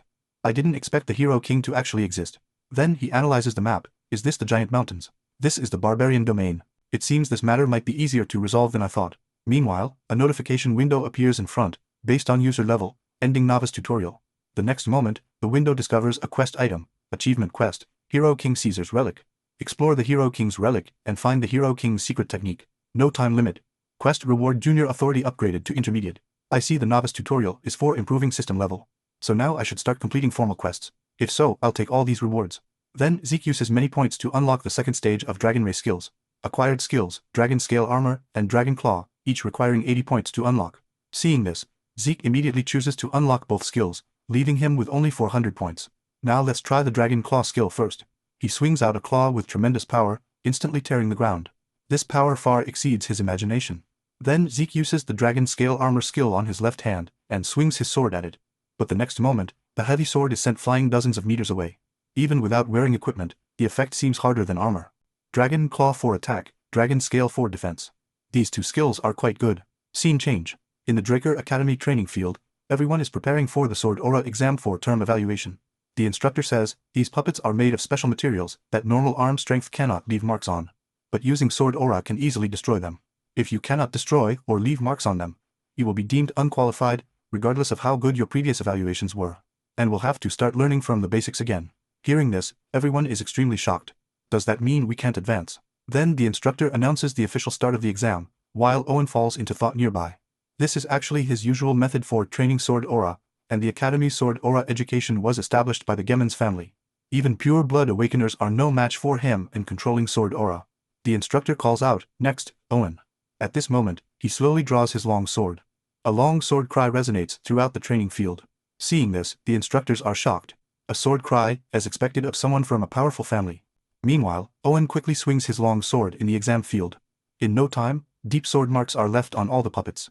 Seeing this, the audience is utterly shocked, as expected of Gemons. At this rate, surpassing Lord Abel is just a matter of time. The next moment, Owen instantly shakes off the instructor's hand, then walks angrily toward the audience. A moment later, many examinees perform quite poorly. Everyone seems depressed by Owen's performance, but so far no one has failed. It seems the special class is indeed different. Soon, it's Rena's turn to take the exam. At this moment, she slowly says, "Instructor, I have a request. I hope you can evaluate me using the dragon slaying method." Hearing this, the instructor is shocked. That's the evaluation standard for senior students. Using Sword Aura and wielding the dragon slaying method are completely different levels of difficulty. Inputting aura into a sword only requires superior attention, but the dragon slaying method requires allocating aura to each move, needing precise control. At this moment, Owen feels a sense of joy. "Reina, you're embarrassing yourself. Your sword aura will dissipate after just a few swings." While the concerned instructor says, "This will make the exam stricter." "Are you sure?" Reina confirms. Then Reina slowly gathers sword aura. The next moment, a figure quickly flashes through the puppet group, accompanied by flashes of sword light. In no time, the surrounding puppets are completely destroyed by Reina. At this moment, everyone is astounded. They thought Owen was the strongest, but compared to Reina, they're worlds apart. Owen isn't happy. "Damn. Reina stole my spotlight again." Just then, Reina points her sword forward. Owen thinks, "Damn, is she going to mock me publicly?" No, she's never been interested in me from the beginning. After Reina completes her exam, Zeke feels helpless. Zeke thinks, "She's staring at me so intently, I can't pretend not to see." Since that's the case, I'll agree. "Instructor, please evaluate me using the dragon slaying method too." Hearing this, one instructor says disapprovingly, "Do you think you're Reina? Think the dragon slaying method is easy to demonstrate?" But another instructor agrees, saying, "The conditions are the same as Reina. Is that okay?" Of course, Zeke confirms. At this moment, one instructor asks puzzledly, "Why did you agree to him? I've never seen him in class." The other instructor says, "Zeke made a bet with instructor Andre. Zeke won, so he doesn't have to attend classes. He's the first pure blood awakener to exhibit golden light. In the dungeon exploration exam, he broke Lord Abel's record. He is the rumored Jik Draker." Meanwhile, Zeke is converting ether into sword aura through his great sword. This is harder than I imagined, but this level should be enough. At this time, Zeke slowly raises his great sword. The next moment, Reina reveals an extremely shocked expression. This is the dragon slaying method. Chapter 1, Section 1, Heaven Breaking Stance. Damn. His posture is perfect enough to rival Instructor Andre with a figure flashing past. Zeke has already perfectly demonstrated the dragon slaying method. The dragon slaying method I used until I was sick of it in my previous life. Demonstrating it from the basics is quite nice. This level should be enough to stimulate Reina. Meanwhile, the surrounding voices make Zeke's heart skip a beat. Did he just envelop his sword with sword aura? Is Zeke already a purple knight? Zeke thinks, damn, was I too absorbed? So I unconsciously revealed sword aura. This is trouble. I've drawn attention again. At this moment, the two instructors reveal incredulous expressions. A first-year student has reached the purple knight level. Even Owen can't help but start trembling. While Reina seems excited, scene change, the principal summons Zeke. The principal says, I heard you achieved an amazing score in the exam. Reaching the purple knight level at 13, you're really impressive. Zeke, would you like to take the grade skipping exam?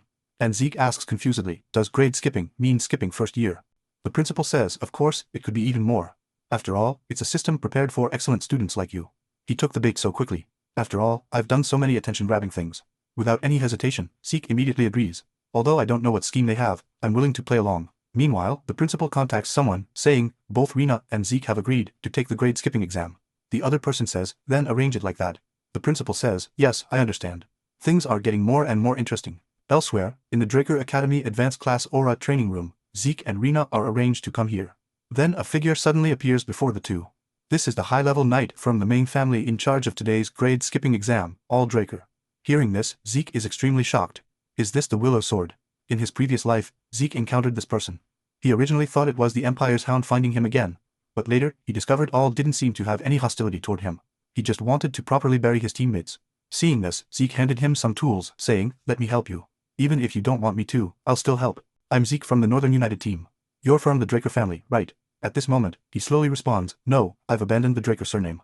Zeke says, then what should I call you? He says, just call me Willow Sword. Oh. It certainly fits the cold name Willow Sword. But still, Draker actually sent a high-level knight to be responsible for a first-year grade skipping exam. High-level knights are the pillars of Draker. It's a senior position, only given to those with martial prowess, reputation, and experience. Meanwhile, the instructor begins to announce the exam rules. The exam is a sword duel. As long as you don't lose consciousness or surrender, you can continue challenging. Please use all your talents freely. Just as Reina prepares to be the first to take the exam, All slowly says, no need to do it one-on-one. Attack me together. After All makes this bold statement, Reina is about to launch an attack, but is stopped by Zeke. Zeke says, don't be angry. You know the power difference between him and us. Besides, the exam has already started. If you had rashly charged over just now, you would definitely lose points. Hearing this, Reina immediately calms down. She says, Zeke Draker, what do you need me to do? Zeke says, in this situation, I have a good battle plan that can severely wound him with one strike. A moment later, both sides stand in their positions. A strange sword from the Eastern Empire with a blade on only one side, called a ring knife. I didn't expect him to have been using this weapon since before. Reina looks very dissatisfied, but for the weak, honor and self-esteem don't count for much. But now let's focus on how to implement the plan. The next moment, both of them launch fierce attacks at All, but All are blocked by him with a raised hand. Following All's draw cut, the two quickly distance themselves. At this moment, Reina is shocked, so this is the power of a high-level knight, following Zeke's instructions. Targeting blind spots for attacks. But until now, they haven't even touched a hair on All. The next second, Reina slowly gathers aura. Using the Dragon Slaying Method, Chapter 3, Section 1, Half Moon Slash. Must attack with the mindset of killing him. At this moment, a Crescent Moon Slash instantly flies toward Abael, but he dodges it by sidestepping. Then he kicks Reina hard, sending her flying dozens of meters away. Seeing this, the bystanders are very concerned. Reina, are you okay? Reina says, I have no problem, but it's dangerous here. You'd better stay away. Creating an opening. With my strength, I can't do it. But you can do it, Zeke Draker. Initially, Reina disdained participating in Zeke's battle plan. Zeke said, this isn't a night battle or sport. It's an exam. He's testing and evaluating our combat ability. Reina said, I understand. I'll participate in your battle plan. But do you think this plan will work? After all, he's a high-level knight, Zeke said. Then let's create a situation where we can use the plan. Zeke continued, during the duel from the cradle. Why couldn't you dodge the stone I threw? Reina said. That's because I didn't expect you to use such methods. Zeke said, that's it. High-level knights are the same as you. When the time comes, I'll signal you. This move will definitely be very effective. Just creating a small opening is enough. Meanwhile, Zeke uses the Dragon Slaying Method, Dragon Form, and Swift Wind Shadowless Step to quickly approach All. Seeing this, Ao is somewhat surprised. Isn't this Lord Duke's footwork? Then, Zeke suddenly swings his sword at him. The next second, the surrounding lights suddenly go out. All thinks I see, using the Pure Blood Awakener's Hinder Mana property. This is indeed a tactic children would think of.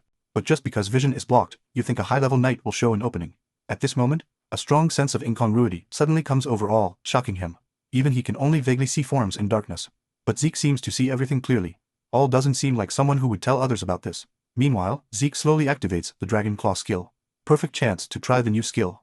The next moment, a huge dragon claw suddenly attacks Oddwool. Seeing this, he immediately swings his sword to block it. Shocked, is this really a student's sword strike? No, this doesn't look like a sword strike at all, but Zeke's strength has long exceeded the level of normal students. Rina definitely can't move as freely as Zeke in darkness. Excluding unnecessary combat power limiting my actions, this move only works against opponents of similar strength. The next second, both sides launch fierce offensive again, and Zeke is surprised. He adapted to fighting in darkness so quickly. At this moment, all heavily brings down his sword. Disappeared, can only vaguely see forms, feels like fighting a shadow. Just then, all swings his sword to the side. It's actually a magic lamp. At this moment, Zeke has already cut down all the magic lamps. The sound of falling magic lamps covers the sound made by Zeke. The next moment, Zeke suddenly swings his sword at him. Zeke shouts, "Rina, now!" Along with Zeke throwing a bottle into the air. This is the bottle Zeke asked the professor to make earlier. Inside are flash and sound magic. The next second, a sound wave and a flash of light burst forth. The huge noise causes all to cover his ears. All thinks, damn, they caught me off guard. Meanwhile, Rina seizes this opportunity to attack all. Even Zeke quickly attacks him too. But just then, all uses the full moon slash from the dragon slaying method to counter both their attacks, sending both flying dozens of meters away. Damn, this guy is just too strong. At this moment, everyone is unsettled. Is he really a pure blood awakened? But the mana lamp clearly didn't react at all. Could the bronze statue be broken? Zeke knows that if he speaks now, it will certainly arouse everyone's suspicion. Just then, Abel claps his hands and says, "Why is everyone so serious? This term, we have 2 pure blood awakened ones. Isn't this something worth celebrating?" Hearing this, the nobles present all agree, "That's right, this is something worth celebrating." Then he gestures to his subordinate, "What are you standing there for? Quickly get gloves for Zeke." Shortly after, Zeke puts on the special gloves. I know this guy's intentions all too well. My mood is absolutely terrible. Meanwhile, the instructor announces to everyone, the blessing ceremony ends here. There will be a celebration party later. Please enjoy yourselves. Zeke is thinking about leaving this place. The next moment, Abel calls out to him, "Zeke, where are you rushing off to? Congratulations on your pure blood awakening." Then he extends his right hand to Zeke. At this moment, Zeke falls into contemplation. If he refuses, Abel will definitely sense his hostility. Perhaps he should cooperate with him for now. The next second, images of Abel's inhumane actions flash before his eyes. Then Zeke refuses his handshake. Seeing this, Abel displays an extremely contemptuous expression and says, "You're making me uncomfortable, Zeke." Zeke's expression becomes firm. Even if it means death, he will never shake Abel's hand. At this moment, Abel slowly speaks, "No choice then. Seeing you is enough, so until next time, Zeke. Of course, we will definitely meet again." Scene changes, Zeke returns to his room. But why didn't anything happen? All pure blood awakened ones possess the characteristic of interfering with mana, indicating they have abilities completely opposite to mana biological dragons. But most equipment is powered by mana, and pure blood awakened ones need gloves provided by their families. If one truly is a pure blood awakened, problems would definitely occur after removing the gloves. Then Zeke opens his status window. It's completely different from before, not interfering with mana, but reflecting mana. It seems he needs to analyze this slowly. Mana reflection can use distorted magnetic fields to make surrounding mana lose its effectiveness. Is mana reflection actually classified as a skill? Because it doesn't activate all the time, so the mana lamp wasn't affected, and before the ceremony, it was a rare profession. But now it's a unique immortal, but he quickly notices something strange. All students emit blue light as ordinary awakened ones. Only Rina has the red light of a pure blood awakened. While he started with red light, but later changed to gold. The system once mentioned that the identification equipment lacked some information. Could the equipment refer to that bronze statue? And when the system input information, the previously unresponsive bronze statue emitted red light. At this moment, he suddenly realizes the bronze statue doesn't determine whether one is awakened, but confirms if the user has qualifications. Rare professions are red, unique professions are gold. It's just that in this life, the concept of professions disappeared, so it became a tool to confirm awakening. To the extent that rare professions are called pure blood awakening by them.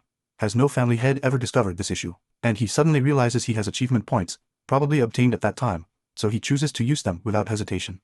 The next second, countless window prompts appear. Dragon skills unlock. Dragon Eye, Dragon Majesty, and Gluttony skills need more achievement points to activate. But what does gluttony mean? Eat a lot, digest quickly. Although he doesn't know what it is, it looks very good. Then Zeke unlocks the Dragon Eye and Dragon Majesty skills. The next second, he suddenly activates the Dragon Eye skill, but there doesn't seem to be much change. However, he quickly notices something strange, because the bronze statue in the courtyard looks like it's right in front of him. I didn't expect this would be so useful. Just then, a window prompt appears. Do you need to mark the information of the discovered items? The next second, detailed information of all surrounding items appears before his eyes. Then Zeke suddenly loses all his strength. It seems this long skill is quite formidable, but soon he restores his strength through healing magic. Just then, he notices his healing factor has improved. Wounds on the body will automatically heal. This is truly amazing. This can practice. It's considered immortality. Then he takes a small knife and makes a cut on his hand. In no time, the wound on his hand heals instantly. Do I really need to stay at the academy for 5 full years to graduate? I think 2 years is enough. After mastering the Dragon Eye skill, Zeke comes to Draker Academy, the top knight academy on the continent.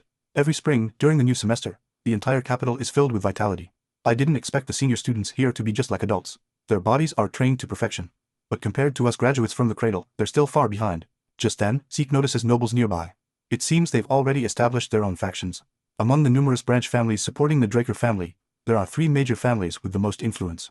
The Thune family of strength, the Gemins family of intelligence, and the Walter family of gold. Have the children of these 3 families all established their own factions? But this doesn't matter to me at all. Scene changes. Zeke arrives at the high-end dormitory for pure blood awakened ones, the Platinum Apartment. A high-end dormitory equipped with training grounds, libraries, and various convenient facilities. Only the top students can live here, and pure blood awakened ones are given the privilege of floor management.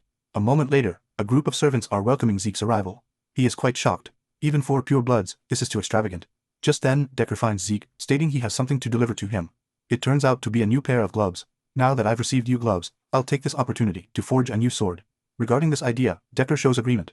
Troy Principality is near the giant mountain range, known for producing quality iron ore and excellent craftsmen. It's rumored that the first weapons of knights who graduate from the academy are made in Troy. At this moment, Decker slowly says, "Do you need me to find a good craftsman for you?" Zeke says, "No need, because I've already found a suitable candidate." Saying this, he hands a card with a name written on it to Decker. Decker says, "Galleon Halport, this is the first time I've heard this name. I'll contact him immediately. By the way, here are materials you'll need for tomorrow's class. Please take some time to review them." Then, Decker leaves, while Zeke falls into contemplation. As long as I live in the Platinum Apartment, I can freely practice long skills. Just then, a servant nearby says, "Miss Rena invites you to dine together." "It's Rena. Let me go see." Scene changes. Zeke arrives at Rena's floor. Rena says, "Welcome, Zeke." Rena snaps her fingers, and the next second, her attendants turn and leave. She says, "I'm sorry, the people of our family are somewhat special. Let's get to the main topic after we finish our meal." Scene changes. Now, Zeke is deep in thought, worthy of being called the Shining Knight. She's using her Danshin to control aura, already reaching the level of a purple knight. But why is her swordsmanship so rigid? It's a waste of her talent. A moment later, having finished the meal, Rena gets to the main point. She says, "Zeke, accept the help of the Thune family." Hearing this, Zeke is very puzzled. "Have you forgotten that I'm a pure blood awakened like you? It seems you have some misunderstandings about pure blood awakened ones." Rena says, "We indeed get many benefits, like this Platinum Apartment, but we won't receive any training resources.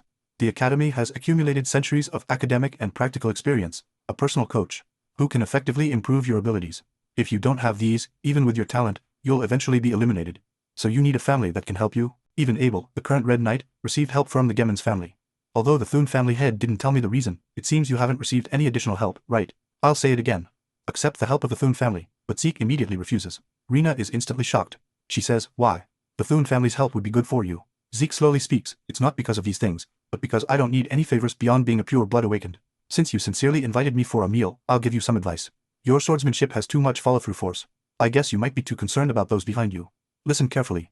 Your strength is the flexibility that comes from your resilient body. Don't directly accept attacks and defeat your opponents with force. Instead, use your flexible body to avoid the opponent's attacks. Then take the opportunity to deliver a precise strike to the enemy. If you can do these things, you'll definitely be stronger than you are now." Hearing this, Rena says somewhat dissatisfied, "Strength is the symbol of the Thune family. I'm just following family tradition." But Rena thinks he's not wrong. She has always been trapped in the family's ideology, and all this is unconsciously reflected in her sword. Did he see through me? Everyone has praised me as a genius since childhood, but no one has ever given me any advice. "Zeke, who exactly are you?" After giving Rena advice, Zeke is walking towards the dormitory. In his previous life, this place was like hell for him, but after becoming a pure blood awakened, everything has changed. This place is practically like heaven. Just then, a voice calls out to him, "Zeke, are you also in the special class?" Owen Gemins is the third son of the Gemins family. In his previous life, he bullied Zeke. He's someone good at pretending to be nice. Now he slowly speaks, "Yesterday I invited you to dinner. Why didn't you reply? That letter on the table yesterday. Don't joke around. Why should I reply to you?" The next second, a tall figure blocks Zeke's path. The person says, "Zeke, how dare you ignore the young master's goodwill?" Zeke is very curious about who this person is. The person says, "I can understand your desire to please the young master, but you should also know who you're challenging." At the same time, Zeke waves his hand to block the attack. Then both sides distance themselves from each other. I didn't expect the senior students here to all use aura. Now he slowly speaks, "My name is Devin Roswell. People here call me Mighty Devon. I'll teach you a lesson on behalf of young Master Owen. Mighty Devon? A guy who isn't even a knight dares to take such a nickname. The next second, Zeke smoothly comes to his front, then delivers a punch infused with aura, immediately sending him flying dozens of meters away. Zeke says so after Mighty Devon, who's next? Decide quickly, young Master Owen. At this moment, Owen slowly walks to Zeke's side and says, "Don't be too arrogant, Zeke." Then they turn and leave. Draker Academy is broadly divided into two types of classes. One is the ordinary class, with scheduled courses and learning objectives from morning to night. The other is the special class, where students can freely choose courses except for basic ones. It's a class composed of the Academy's top students. Now, Zeke is showing complete indifference.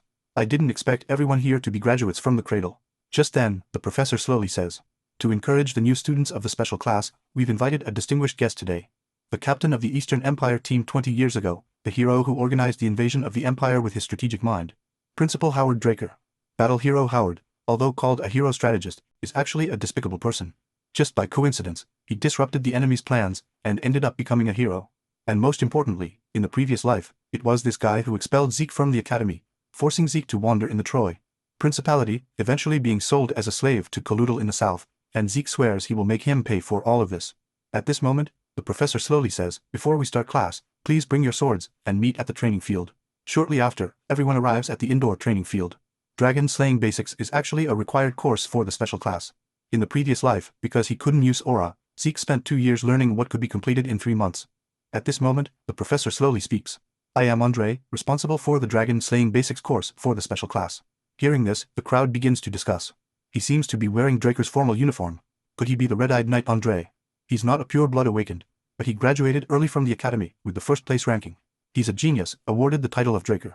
But Zeke appears very surprised the special class teachers are at such a high level. He's known for his inflexibility. The next second, he gestures for everyone to quiet down. At this time, he notices the heavy sword Zeke is carrying on his back. He asks, "What's with that sword?" Hearing this, Zeke immediately draws the heavy sword and swings it a few times, then says, "As you can see, this is the sword I can use." Andre is very puzzled and says, "Don't you know that students should choose swords according to their physical conditions?" At this moment, Zeke is very helpless. He already knew this sword would cause a stir. He says, "If I can defeat the teacher with this sword, can I skip the explanation?" Hearing this, Andre immediately releases a powerful aura, but it's blocked by Zeke's hard mental defense skill. Andre draws his sword and says, "As long as your sword can touch my sword, I won't pursue your disrespect this time. And I'll exempt you from the Dragon Slaying Basics course." The next second, a powerful aura instantly rushes towards Zeke. Andre slowly speaks, "Don't worry. I won't use aura against students." Hearing this, Zeke reveals a smile. He knows Andre's weakness, so he should be able to win. But now he's being watched by Abel. If he attracts attention, it could cause big trouble. "I'll surrender when I touch his clothes." The next second, Zeke quickly executes a sword drawing strike, but it's instantly blocked by Andre. Seeing this, Zeke is very shocked. Truly worthy of being a blue knight. Defeating him shouldn't be an easy task. Then Zeke launches a particularly fierce offensive against him. Meanwhile, the onlookers are all extremely shocked. Draker's formal knight is indeed different. They've been fighting for a full 30 minutes. Zeke hasn't even touched instructor Indre's clothes, but what they don't know is that Indre's right hand has already started trembling. And he's very shocked by Zeke's terrifying stamina. Without using aura, it should be very difficult to defeat Zeke. He thinks, indeed, the pure blood awakened team is very disadvantageous. At the same time, Zeke looks at Andre and falls into contemplation. His stamina is still so poor, and without using aura, his stamina is even more insufficient. Draker's proficiency in aura is famously strange. It's not just used in training, but in daily life as well. Aura has become a part of people's lives like breathing. And now, Andre is like holding his breath. Plus, a regular swordsmanship, Andre will consume energy even faster. If this continues, I won't even be able to pretend to lose to him. Just then, Zeke suddenly thinks of a solution. I just need to induce him to use aura. After all, letting him win now has no meaning. The next second, Zeke suddenly uses the quick step skill. Now Zeke's figure continuously appears around Andre. Just as Andre looks shocked, Zeke has already leaped into the air, then uses the skill, one-hit kill. At this critical moment, Andre suddenly pulls away, then concentrates aura on his sword, followed by a heavy strike towards Zeke, immediately sending Zeke flying dozens of meters away. Seeing this, Rena can't help but show a worried expression. "Damn, I didn't expect it would hurt so much, but now it's time to fall down." The next second, Zeke suddenly collapses on the ground.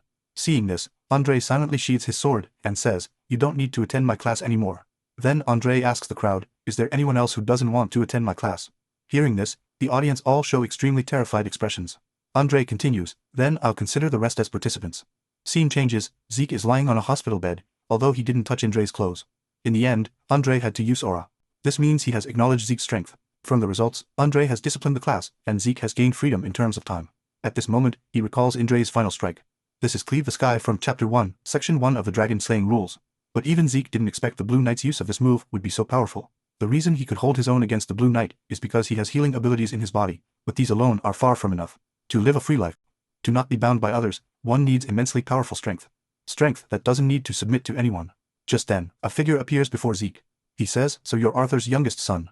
Zeke is very shocked. Who is this guy? At this moment, the red-haired uncle asks Zeke his doubt. "Kid, how did you do it just now? You clearly suffered severe internal injuries, but why did you recover in an instant? Could he have detected the healing ability?" And Zeke quickly calms down. No one in the academy knows about healing abilities, so he chooses to continue pretending not to know. The next second, the uncle swiftly chops towards Zeke. Seeing this, he immediately sidesteps to dodge, then throws a white bedsheet. Just as the uncle loses sight, Zeke suddenly activates several skills, then swings his giant sword heavily toward the uncle. But the next second, the uncle easily blocks his attack. Now the uncle slowly says, "Your ability to adapt is excellent." Just like in Soldier, Zeke is puzzled. Who is this person? Why does he say I'm like in Soldier? Could he know about my previous life? Just then, the uncle slowly speaks. "As a member of the Draker family, you dropped your sword and ran away. It seems you're more suited to be in Soldier than a knight." But Zeke looks at the uncle and falls into contemplation. This guy's strength is at least at the level of a red knight. At this moment, the uncle says, "This is a broad-blade greatsword issued by the Cradle, right? With your strength so good, why are you using such a weapon?" Just as Zeke is about to respond, a figure appears behind Zeke. It's Andre who says, "So you are here, courtyard manager Mr. Dexter." Hearing this, Zeke is very puzzled. This guy is actually the courtyard manager. Just then, Andre's voice sounds again. "Weren't you at the training field just now? How did you come here so quickly? Student, if your wounds are healed, please go back quickly." As Zeke is about to turn and leave, the uncle says, "If you have time, come to the greenhouse on the west side of the academy. I will teach you some good things." Zeke immediately refuses. This temper is exactly the same as Arthur's. Courtyard manager Dexter, this must be a fake identity. His status is high enough to directly call Draker family head Arthur by name, Andre's only teacher in this life. Duke Draker, known as the Wind Knight. His strength alone can rival the entire kingdom. One of the legendary Black Knights. When he suddenly disappeared, it caused a sensation across the continent. I didn't expect he was hiding here. I heard Duke is a person with deep obsessions. It said he became a Black Knight because he liked the color black. And Zeke is very interested in Duke. But since he wants to give me guidance, I definitely won't miss his ultimate move. I want to turn his interest into an obsession. Scene changes. Now Magic Theory lecturer Pinon is teaching. He says, "Does anyone know how to solve this situation?" However, no one is willing to answer him. Just then, Zeke raises his hand and slowly says, "Professor, I don't quite understand the mana conversion drive you just explained." Hearing this, the professor immediately becomes interested. It's the first time a student has asked him a question. A moment later, as everyone is about to leave the classroom, the professor calls out to Zeke. "It's rare to meet such a studious student like you. If you want to know anything, you can come to my research room. I was a student at Delphi Magic University and received many scholarships." Hearing this, Zeke is surprised. Although I knew he wasn't an ordinary magician, I didn't expect he was from Delphi Magic University. Without any hesitation, Zeke immediately agrees. After all, having a good relationship with a magician has no disadvantages. Magicians who are good at calculations have more open minds, more suitable as partners than rigid knights. "Pinon, let me see if he's useful." Just then, Zeke notices nearby. Duke is lying on a bench. He's curious why Zeke didn't go to the greenhouse to find him.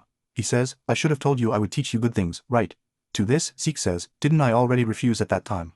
At this moment, Zeke slowly speaks.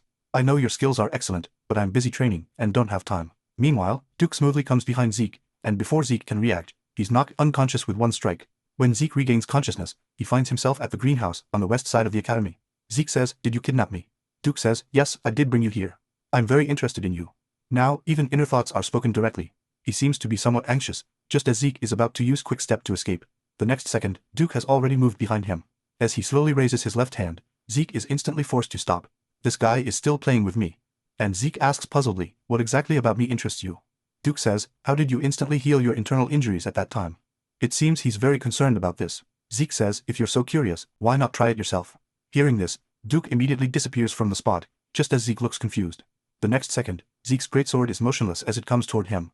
Seeing this, Zeke immediately sidesteps to dodge, then turns to block it, saying, "What do you mean by this?" Duke says, "Didn't you say to let me try? But that was really too easy. Why don't we make a bet? If you can touch my sleeve with your sword, I'll grant you one wish. But if you choose to give up, you must tell me all your secrets." After Duke proposed the condition, 3 hours have now passed, and Duke is shocked. What's with this kid? He can not only take hits and fight, but also has abundant stamina, and he can endlessly repair his injuries. Could this guy? Just then, Zeke uses healing skills to treat himself. Although he could persist for a whole day, he definitely won't win this bet. Dragon Majesty. This skill has never been used because it's too dangerous. But against a Black Knight, it should be fine. The next second, Zeke suddenly bursts out with powerful True Eye. Seeing this, Duke is very surprised. This kid's eyes have become much sharper. That's more like it. Zeke slowly concentrates Chia. The next second, Zeke uses quick step to instantly execute a sword drawing strike. This kid just keeps repeating the same attack. Compared to that super fast guy in the Thune family's daughter, he's quite ordinary. But the trace revealed in his eyes is really likable. Just as he's hesitating whether to use a little aura, Zeke activates Dragon's Majesty. In an instant, Duke breaks out in a cold sweat, then smashes Zeke's greatsword with one punch, and he's puzzled about what just happened. Just then, Zeke raises a cloud of dust. As Duke searches for Zeke's whereabouts, he has already moved behind Duke. With the activation of Dragon Eye, Zeke quickly swings a sword at Duke, but the next second, a slash passes through Duke's body. Then, Duke turns into a gust of wind and disappears. Seeing this, Zeke appears extremely shocked. Could this be Duke's ultimate move? Creating wind from normal speed walking, that's why he's called the Wind Knight. Now, Duke appears behind him saying, "Let's call this match a draw." The next second, Duke suddenly delivers a heavy punch, sending Zeke flying dozens of meters away. Now a window prompt appears, "You have exceeded the allowed fatigue range due to excessive use of skills." Then Zeke slowly closes his eyes due to extreme fatigue. At this moment, Zeke reveals a smile and says, "You haven't even told me your true identity, have you?" Courtyard manager, Mr. Dexter. In the next second, Duke throws Zeke back into the room and says, "Kid, you're right. I was once the Black Knight of Draker." Duke Draker, seeing this, Zeke immediately expresses his apologies. "I have been disrespectful to a family elder. Please forgive me." Duke says, "So you were waiting for me to tell the truth all along?" Zeke curiously asks, "Lord Duke, what do you mean when you say you were once a Black Knight?" Duke says, "Nothing special, just that I used to be black, and now I'm red." Hearing this, Zeke is very surprised, "But I thought knight ranks can only go up, not down." At this moment, Duke slowly says, "Let's not talk about this now. Of course, I will tell you the truth later. I recognized you from the beginning, and I just wanted to become your official disciple." At this moment, Duke reveals a slight smile and says, "You really have some guts, kid. All right, I'll take you as my disciple then." Hearing this, Zeke is very surprised. Was it really that easy? Afterwards, Zeke recites the discipleship oath to Duke. At the same time, Zeke asks Duke the question on his mind, "What did you see in me that made you accept me as your disciple?" After all, Duke is famous for not taking disciples. Even the century genius Andre had to pursue him for several years before becoming his only disciple. But Zeke can probably guess the reason. When he crossed swords with Duke, Duke realized that Zeke has the potential to surpass Andre. At this moment, Duke slowly says, "Why don't you guess?" Zeke says, "Is it because I'm talented?" Duke says, "Don't joke around. If that were the case, I would have taken Thune family's daughter as my disciple long ago. I like your fierce personality. Even geniuses can't all reach the black or red level. Growing up too smoothly makes it easy to collapse at the first setback." Indeed, he's right. Among those geniuses who could reach the red knight level, most of them end up stopping at purple. Just then, Duke slowly says to Zeke, "Now I'll take you to your first lesson." The scene changes, and Duke has brought Zeke to the training ground beneath the greenhouse. Zeke is very curious. "Why has Master been making me run all this time? I've been running for 3 hours already." At this moment, Duke calls for Zeke to stop. Duke says, "I want to ask you a question." Zeke says, "Of course, what question do you want to ask, teacher?" In the next second, Duke flashes behind Zeke and says, "Nothing special." Then he grabs his right hand. Seeing this, Zeke immediately struggles to break free. Then he quickly distances himself.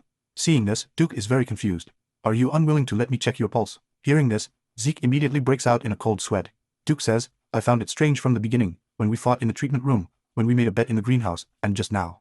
When you ran 500 laps in the training ground, I couldn't sense any aura from you, and you're not willing to let me check your pulse. Could it be that you can't use aura?" Now he's very curious. He says, "Didn't the bronze statue react that time? And it even emitted an unprecedented golden light. If that's the case, why aren't you willing to let me check your pulse?" Hearing this, Zeke quickly realizes that he's not suspicious, just genuinely curious.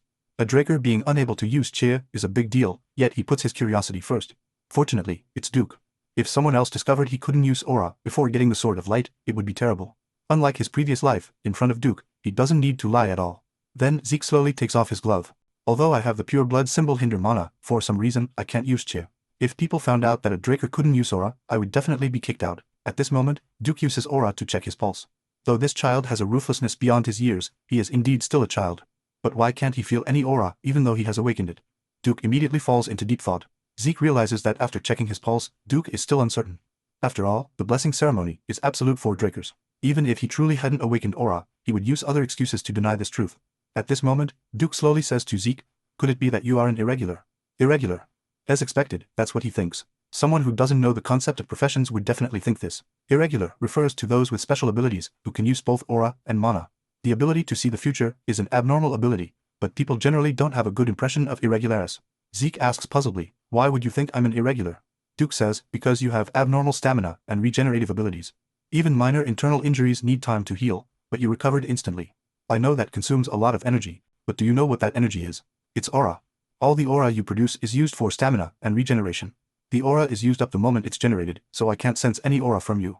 Zeke says, if I can never use aura, doesn't that mean I can't learn teacher skills? Hearing this, Duke laughs. Don't worry, the wind technique is a special combat technique that doesn't use aura.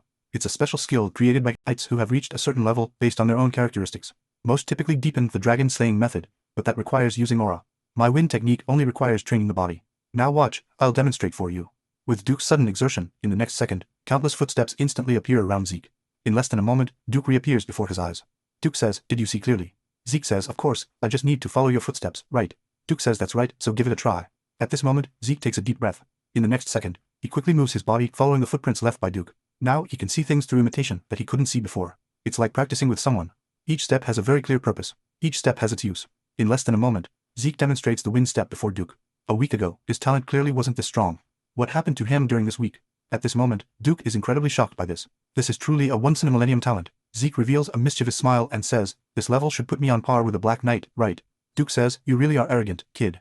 The scene changes, and Zeke is now wolfing down food in the dining hall. Just then, Andre finds Zeke. He curiously asks, how did you convince Mr. Dexter?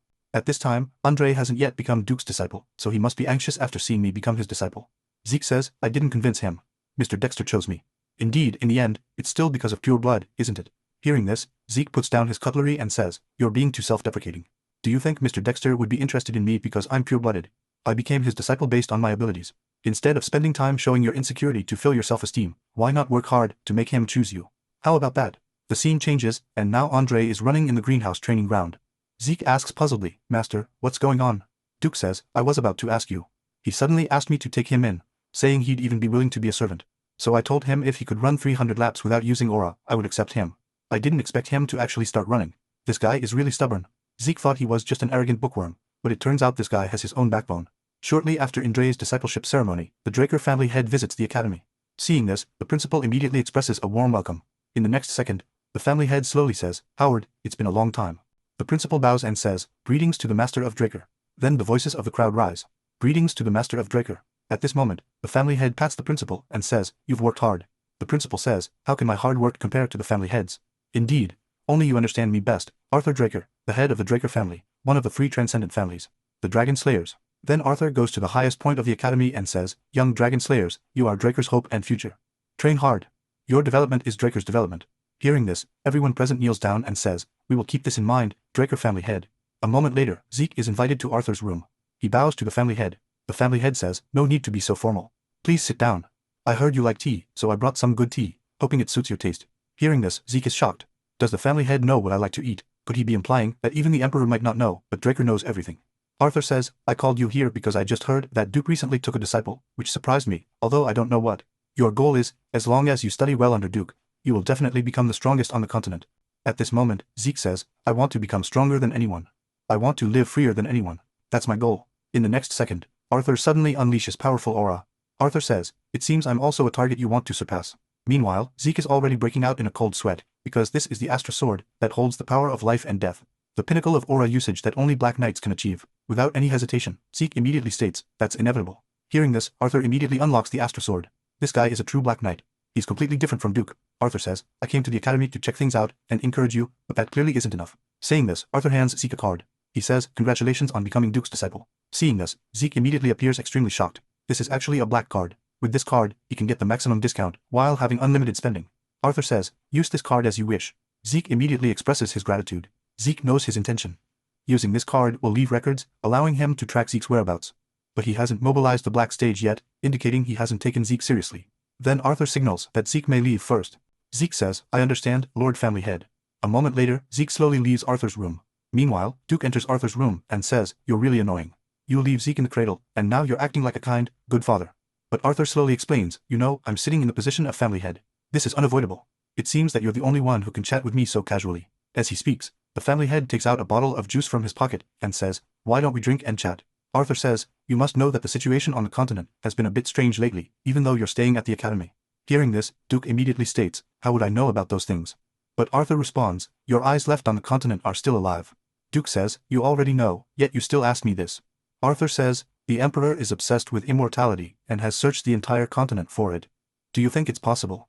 Hearing this, Duke says in surprise, magic can delay aging, but immortality is absolutely impossible.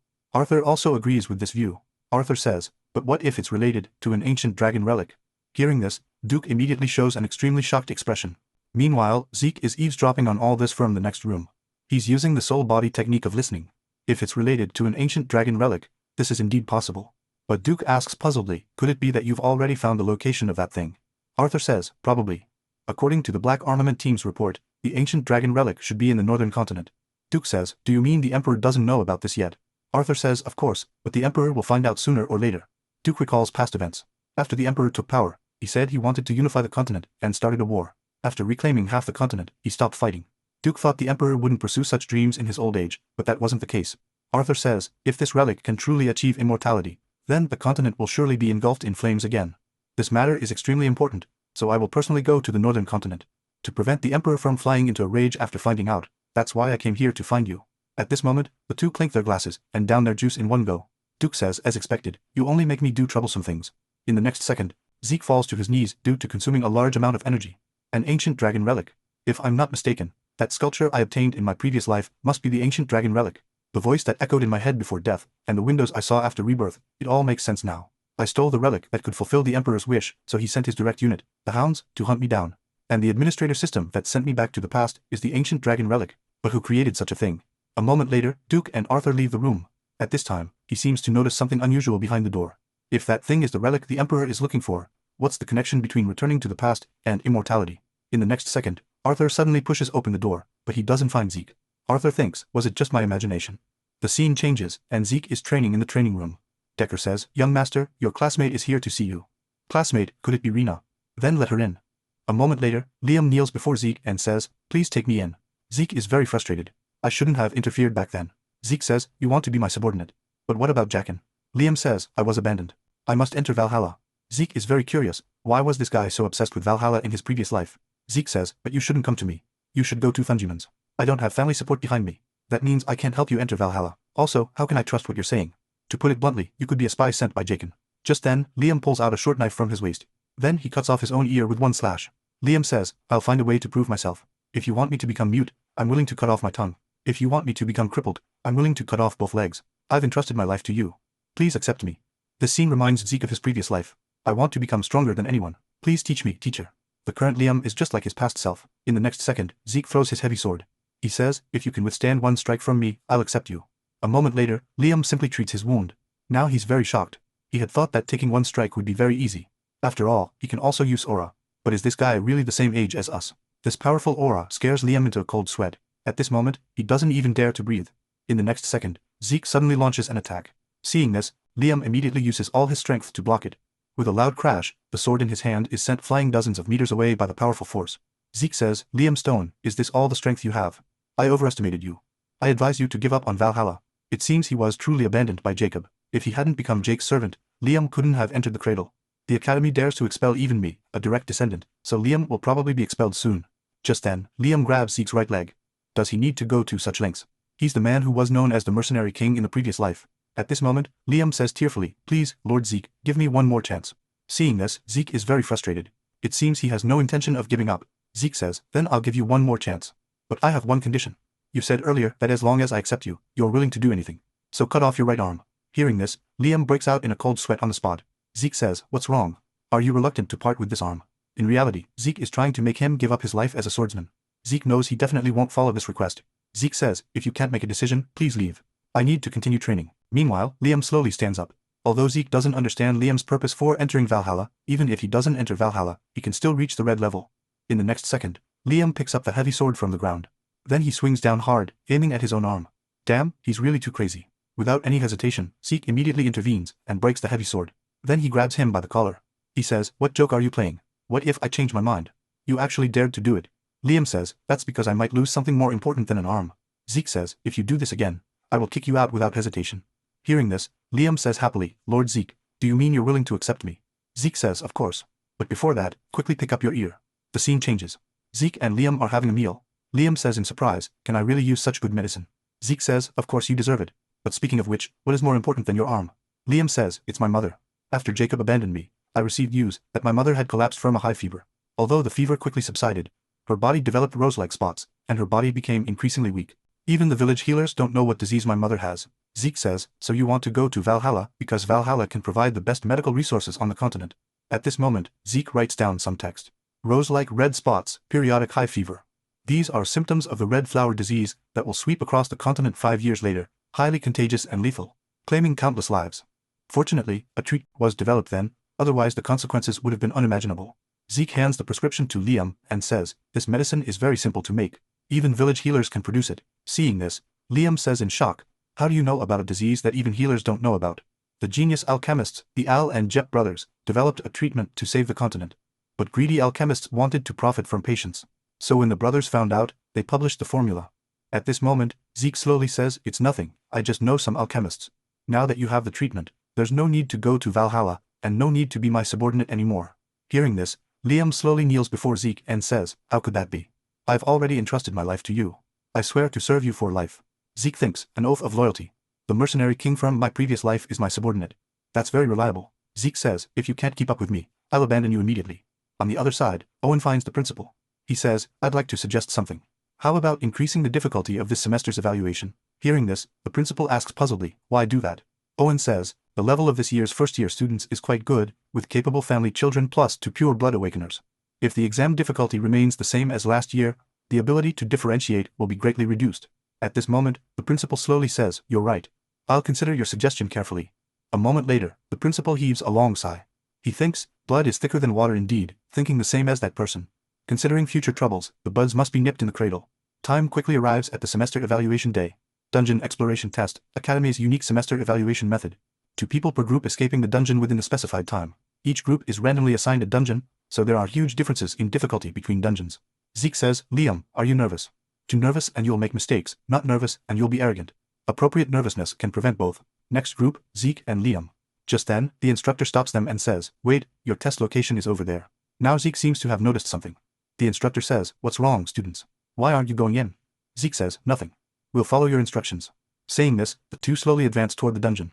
Although the dungeons vary in difficulty, these are academy-controlled experimental dungeons with no real danger. Each group receives a timer upon entering the dungeon, with each group having a time limit of 96 hours. Basic combat ability is also part of the evaluation. Bringing back monster heads can earn extra points. Most importantly is to leave the dungeon. Failure to escape within the time limit results in failure. A moment later, the 2 set up a tent for rest. They've now been in the dungeon for 16 hours. By the exam day, Zeke had trained for 4 days without sleep, meaning he hadn't closed his eyes for 90 hours. Unlimited stamina can only recover physical fatigue, not mental fatigue. In a dungeon where anything can happen, it's best to minimize risks. Meanwhile, Zeke gradually closes his eyes. In the next second, an image appears before him. Bells swaying in the wind, a tattered battle, flag and a tragic scene. Now, Zeke suddenly wakes from his dream. Damn, that dream again. Wait, I think I just heard the sound of bells. Then Zeke seems to notice something. He immediately extinguishes the torch and says, Liam, wake up. Enemies are coming. I'll check the situation. Don't light any lamps. This exam lasts 4 days. Using dragon I would be too risky, so it's better to let eyes adjust to the darkness. Just then, he smells a sulfuric odor. He suddenly remembers a level 3 dangerous monster with a sulfur-like body odor that moves in packs. Could it be hellhounds? In his previous life, during the semester evaluation, Rena caught a half-orc. Who would have thought there would be hellhounds here? But he finds it strange. Even hellhounds would weigh at most a few hundred pounds. This level of tremor indicates at least several tons. Could it be a mutation? Damn, this is big trouble. In the next second, Zeke quickly dodges the enemy's attack. Only after sliding dozens of meters does he finally stop. Damn, Gemin's family. I thought they were up to something behind the scenes. They're planning to eradicate us completely. Now, Liam is shocked. It's a mountain spirit, a level 1 dangerous monster that can easily tear apart hellhounds and half-orcs. The blood of mountain spirits is a raw material for making recovery potions. They possess terrifying regenerative abilities. Meanwhile, Liam stands in front of Zeke and says, I'll act as bait, Lord Zeke. You run away. Hearing this, Zeke immediately reveals a smile. He says, don't joke around. How could a lord abandon his subordinate and run away? Liam, you shouldn't rely on me but on your own efforts. You're strong, I'll assist you, so go ahead and attack. Hearing this, Liam immediately reveals a smile. In the next second, both of them launch an attack on the mountain spirit. After a flurry of blades, now the mountain spirit has several wounds on its body. The key is that Liam attacked vital spots each time. Did he specifically study monsters? But this level is far from enough. Now Zeke jumps in to block the mountain spirit's attack on Liam. Zeke says, you performed very well in this real combat. You attacked the opponent's weaker areas, but you forgot the mountain spirit's terrible regenerative ability. It can immediately heal such small wounds. Normal attack speed can't keep up with the mountain spirit's recovery rate. You're not its match yet. Let me kill it. In less than a moment, Zeke slays the mountain spirit on the spot, and gains 30 achievement points as a result. Meanwhile, Zeke signals Liam to take its head. as this can add quite a few points for both of them. Now, a window prompt appears from the front. Unexpected task, hunt 100 monsters in the dungeon types, more than 10 kinds. Time limit, 72 hours. Task reward, double achievement points, and 2 random boxes. With 79 hours left until the end of the exam, hunting 100 monsters is not a problem. But the key is the 10 types of monsters. Even if the scale is large, there are usually only 4 to 5 types of monsters in the exam dungeon. But since it's a trap prepared by Gmons, if they search carefully, there should be 10 types. Meanwhile, Liam completes the collection of the mountain spirit's head. Zeke says, very good. Liam, follow me. Don't fall behind. After a moment of hunting, time quickly dwindles to just 12 hours remaining. Zeke says, Liam, how is it? After hunting so many monsters, you should be used to real combat now, right? Liam denies this. I'm still not quite used to it. Indeed, this does take a long time to adapt to. At this time, Zeke stares at the window and falls into deep thought. So far, he has only hunted 9 types of monsters, and there are no more places to search. The Jimin's family isn't helpful at all. Why didn't they prepare one more type of monster? Just then, a violent tremor arrives. In the next second, the ground instantly splits open, creating a huge crack. Seeing this, Zeke immediately shouts to Liam, Liam, drop the bag and run. Before he can react, Zeke has already come to his front and cut off his backpack. Zeke says, don't worry, Liam. It's just monster blood. Now you just watch from the side. I may not be able to protect you anymore. Dungeon Worm, a monster that requires over a dozen monster-killing purple knights to defeat. This is an extremely dangerous creature. Damn, Gemins, they came well prepared. When he opens his eyes again, he finds himself back in his dormitory, thinking to himself, it seems Duke brought me here. Damn, I was so close to succeeding, truly worthy of being the Black Knight. I did everything I could, but had no chance of winning against him. I used the same attack hundreds of times to lure Duke into lowering his guard, creating an opportunity with Dragon's Majesty at the decisive moment. I even used Dragon Eye to deliver a fatal blow, but it still wasn't enough. That technique Duke used at the end must be his ultimate move. Although Zeke passed out from overusing dragon skills, at least he came into contact with that ultimate move. Using a body trained to the limit, that kind of super high-speed movement technique that defies common sense. The weak Andre was able to become the Red Knight thanks to this ultimate move. Although I lost the opportunity to learn the ultimate move, I still gained quite a lot. Dragon's Majesty, a pressure that can even momentarily stop the Black Knight. This skill can immediately make lower-level people submit when used on them. Just then, a window notification sounds, indicating an unconfirmed message. Then, countless window notifications appear. Quick Step upgraded to sea-level high-speed movement. Due to the user's strong will, the soul has grown, allowing the use of achievements to unlock the next skill. Following are various items waiting to be opened, such as minimap, inventory, beginner's taskbook, etc. Looking at everything before him, Zeke feels overwhelmed. So he first unlocks the inventory feature. Designated items can be placed in the inventory and will appear in hand when thinking about them. This means I can now store equipment I want. Then he imagines placing the short sword in his inventory. The next second, the great sword appears in his inventory. Different amounts of slots are occupied based on size and weight, and when Zeke wants to take out the great sword, it appears in his hand. This is even more convenient than a hyperspace box, and the inventory can continue to expand through achievements. Such an amazing feature is only a lower manager skill. What would it be like at a higher level? It seems achievement points shouldn't be used carelessly, so it's time to modify the plan. A moment later, Decker finds Zeke. He states that Courtyard Manager Duke has a letter for Zeke. The letter says, if you want to challenge me again, you can do so anytime. It seems I haven't failed yet, which means I still have a chance. Just then, Decker slowly says, young master, I have another message for you. I found the blacksmith you mentioned. But there's a problem. The blacksmith refuses to accept appointments. He says he won't forge weapons anymore. So after learning Galleon's location, he takes a carriage to the Fafnir smithy.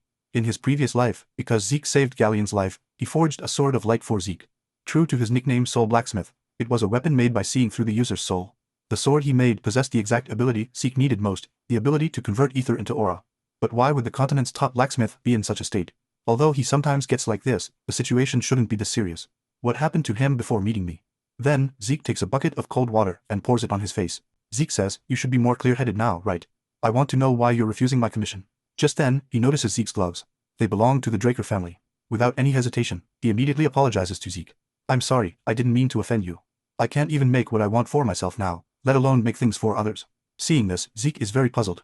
Does Galleon also have this kind of period? When Zeke first met him, he was the best blacksmith on the entire continent, and he never seemed to mention his past. But Zeke currently doesn't have 10 years to wait for him. Then, Zeke asks him, may I see your failed works? There's no way around it. I'll have to point him in the right direction. A moment later, Zeke follows Galleon to the back courtyard. Zeke notices that the weapons here all look as exquisite as works of art. Then Zeke observes the weapons here.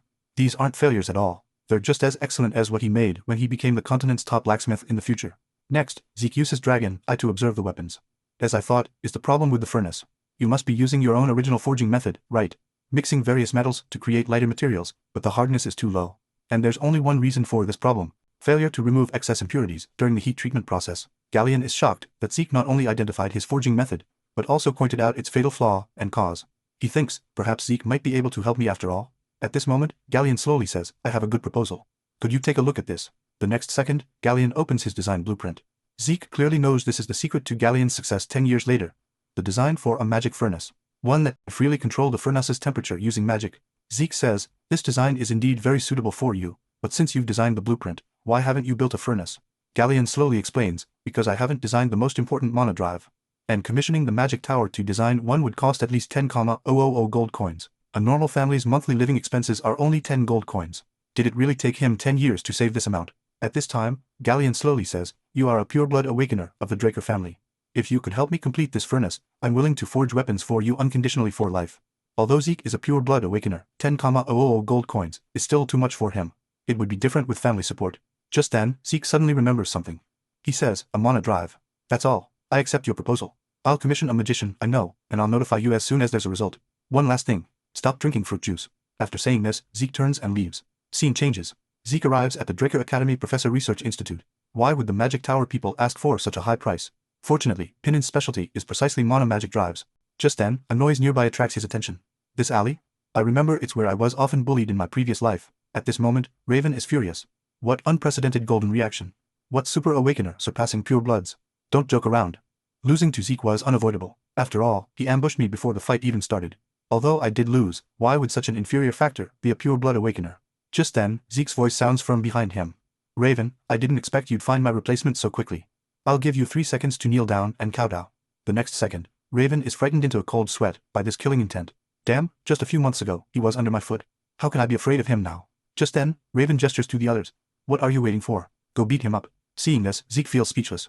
He already gave them a chance. The next second, Zeke dodges an enemy's right fist, then he swings a heavy punch at the enemy's face, instantly knocking him to the ground. Meanwhile, facing the group's attack, Zeke handles them all with ease. In no time, Zeke has knocked down everyone. Seeing this, Raven is shocked. How is this possible? Is this still the Zeke I knew? At this moment, Zeke slowly says, don't be afraid. Pain is only momentary. Hearing this, Raven immediately draws his sword, saying, if you dare come near me, I'll kill you. But Zeke's expression becomes serious, saying, do you know what it means to draw your sword outside the practice field? Raven Kunrath, drawing your sword outside the practice field with killing intent. I will respond with killing intent. This battle will decide life and death. According to tradition, all responsibility lies with the individual, and after the battle, there will be absolutely no accountability for the other party. Liam Stone, you are the witness of this battle. Hearing this, Raven immediately falls to his knees, then cries out, begging Zeke to spare him. Please spare my life. This reminds Zeke of a scene from his previous life. What a ridiculous fellow. The next second, Zeke cuts off Raven's ear with one slash, saying, let your ear stand in for your life. At this moment, Zeke speaks again. The next time I see you, if your ear has regenerated, then I won't be cutting off your ear, but your head. After saying this, Zeke turns and leaves. Just then, Liam calls out to him, Lord Zeke, why did you save me? Zeke says, don't mind it, I wasn't saving you, I was saving myself. Scene changes, Zeke finds Professor Pinin. Pinin says in conclusion, this is feasible, but before that, let me tell you something. As you said, the structure is very simple, but the problem is the furnace core, which is the heart of the drive. This furnace requires complicated conditions. It needs strong firepower and time control, and there's no precedent for such a design. Zeke is confused and says, but this can be made, right? Pinin says of course, there are currently 2 methods. First, I can design the drive myself, but calculations for the furnace core alone would take over 15 years. Hearing this, Zeke is shocked. 15 years. Pinin continues. The second method is not to design the core directly, but to substitute other materials, which can greatly shorten the time. But the problem is, that material is high compression mana stone. Hearing this, Zeke says in shock, isn't that an ancient relic that can't be manufactured with modern technology? Pinin says indeed, this relic is very rare in ruins. If it's a mana stone that can support the furnace, it's worth at least 3,000 gold coins. Damn, 15 years is too long. If people discover I can't use aura, I'll be expelled from the academy. But 3,000 gold coins is too much for me, and I can't give up the Sword of Light. The reaction that appeared on the blessing ceremony day made everyone think I could use aura, but actually that was done using ether and healing. Ether is a force humans can't control, and besides the protective aura my master taught me, I can't use sword techniques that require aura. Moreover, aura has a wider range of applications than ether, and is easier to control, so I need the Sword of Light. But where can I find high compression monostone? Just then, Pinin slowly says, the person who designed this blueprint is really amazing. Considering the complex furnace core, this structure is very efficient, something rarely seen even in Golden Age ruins. Golden Age ruins. That's right, why didn't I think of that? Zeke says, Professor, please design the drive before I return. Hearing this, the professor says in surprise, You're not really asking me to spend 15 years on this design, are you? Don't joke around. I'll bring back the high compression monostone. So, he goes to the Draker Academy Central Library. After Draker and Draker killed the evil dragon Bahamut, humans entered a century of peace, giving birth to the Golden Age. The ancient relics found in the dragon's lair at that time were items from the Hero King's era, far surpassing modern technology and magic levels. High compression mana stone that could support an entire village's mana consumption was also a relic from the Hero King's era. The library designed by Draker had low usage but was constantly maintained, and during an expansion, they discovered ruins from the Golden Age. After months of excavation, they found many Golden Age relics. This caused a huge sensation at the time, but all this happened 10 years later. Scene changes. Zeke quickly arrives at the central library. At this moment, he decisively uses the Dragon Eye skill. The next second, he discovers something unusual in the library. As I thought, it's hollow inside. Then Zeke concentrates Ether in his hand, using a technique called Soul God Slash, a skill his master taught him for using Ether. Putting willpower into Ether gives it cutting ability, which can be applied in various ways, but the side effect is consuming large amounts of Ether. As Zeke uses the skill, he quickly enters the underground space of the library. A moment later, Zeke walks deeper into the secret passage holding a torch. Just then, a noise nearby attracts his attention. Skeletons. Judging from their weapons, these weren't created by a midge. If that's the case, let's quickly dispose of them. In no time, Zeke completely eliminates the 2 skeletons. Just then, a window notification appears in front. Killed 2 skeletons, gained 2 achievement points. He suddenly remembers that killing monsters can also earn achievement points. This is an opportunity to gain a lot of points. Scene changes, Zeke kills 20 skeletons in one go. Now he has 40 achievement points. So he decisively unlocks the minimap feature. The next second, the entire map appears before his eyes. This looks like a magic map. Then he notices a conversion device nearby that can convert the flat map into a 3-dimensional one. Seeing this, Zeke is excited. This feature is amazing. But why is this room red?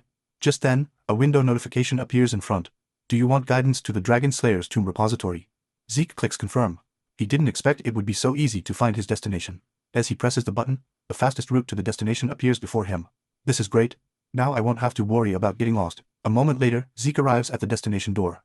Just as he's about to push it open, he's instantly repelled by a magical force. It's defensive magic. This must be why Magic Tower members were deployed. If not for these gloves, Zeke's hands would probably be gone already. Damn, I can't open this door either. Can the system open it? The next second, the system seems to hear Zeke's request and removes the defensive magic for him. Seeing this, Zeke is amazed and says, "Can you understand what I'm saying now?" The system says, "Of course, do you have any other requests?" He can actually talk with the system. He curiously asks, "Why am I able to return to the past?" The next second, the system refuses to answer this question. Then Zeke asks several questions in a row, but the responses are still rejections. Damn, it won't tell me any important questions. Zeke says, "Then can you help me open the gate?" The system says, "Of course," and the gate slowly opens. At this moment, countless huge treasure chests appear before Zeke's eyes. Could these all be treasure boxes? Treasure boxes, just as the name suggests. They're filled with many precious treasures. There are hundreds of chests here. In no time, Zeke collects all the treasure chests. Finally, it appears. High compression monostone, and there are actually 4 of them. One achievement can expand the inventory by 4 slots, although currently he can add more than 40 slots. It's still far from enough. It seems I need to work hard to move everything here before graduation. Just as Zeke is about to leave, an uneasy aura suddenly surrounds him. The next second, a magical barrier encircles him. Before he can react, he's magically teleported to an unknown location. Zeke is very curious. He asks system, "Where is this?"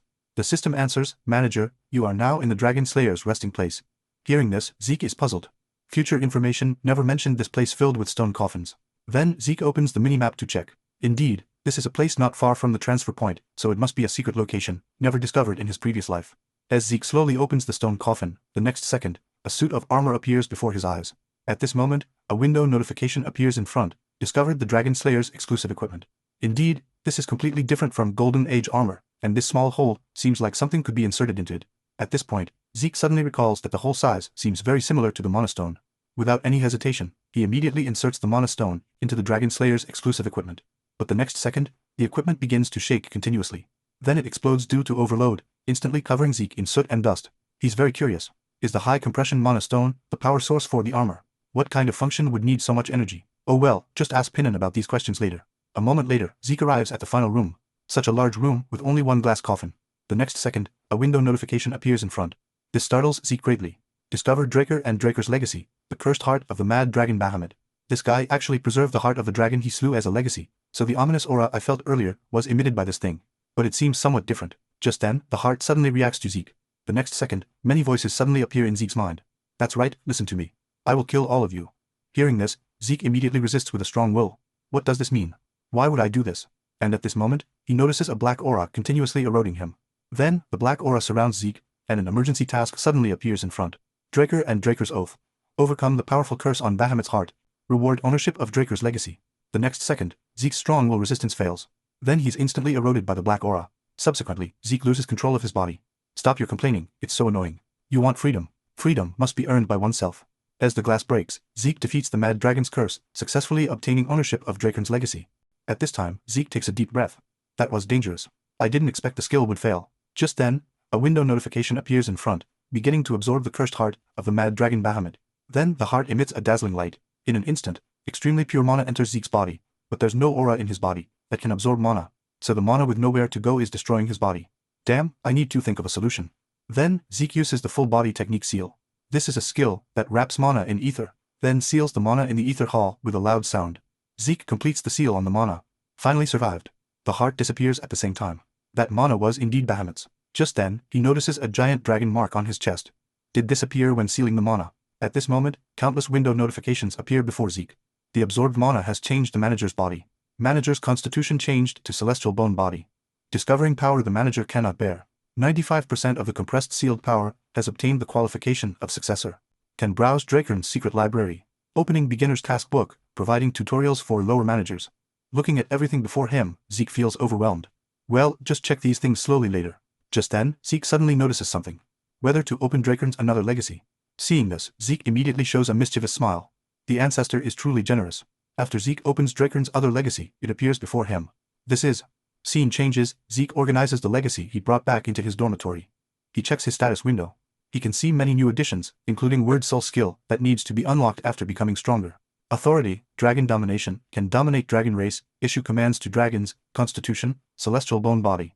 Can exert the best physical abilities, increases martial arts learning speed, improves body's ether conductivity.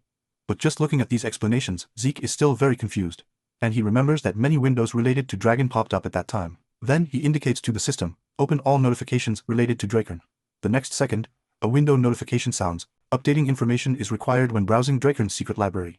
Please move to a location where information can be updated. Then the minimap marks the location. Seeing this, Zeke is extremely shocked. It's actually Valhalla.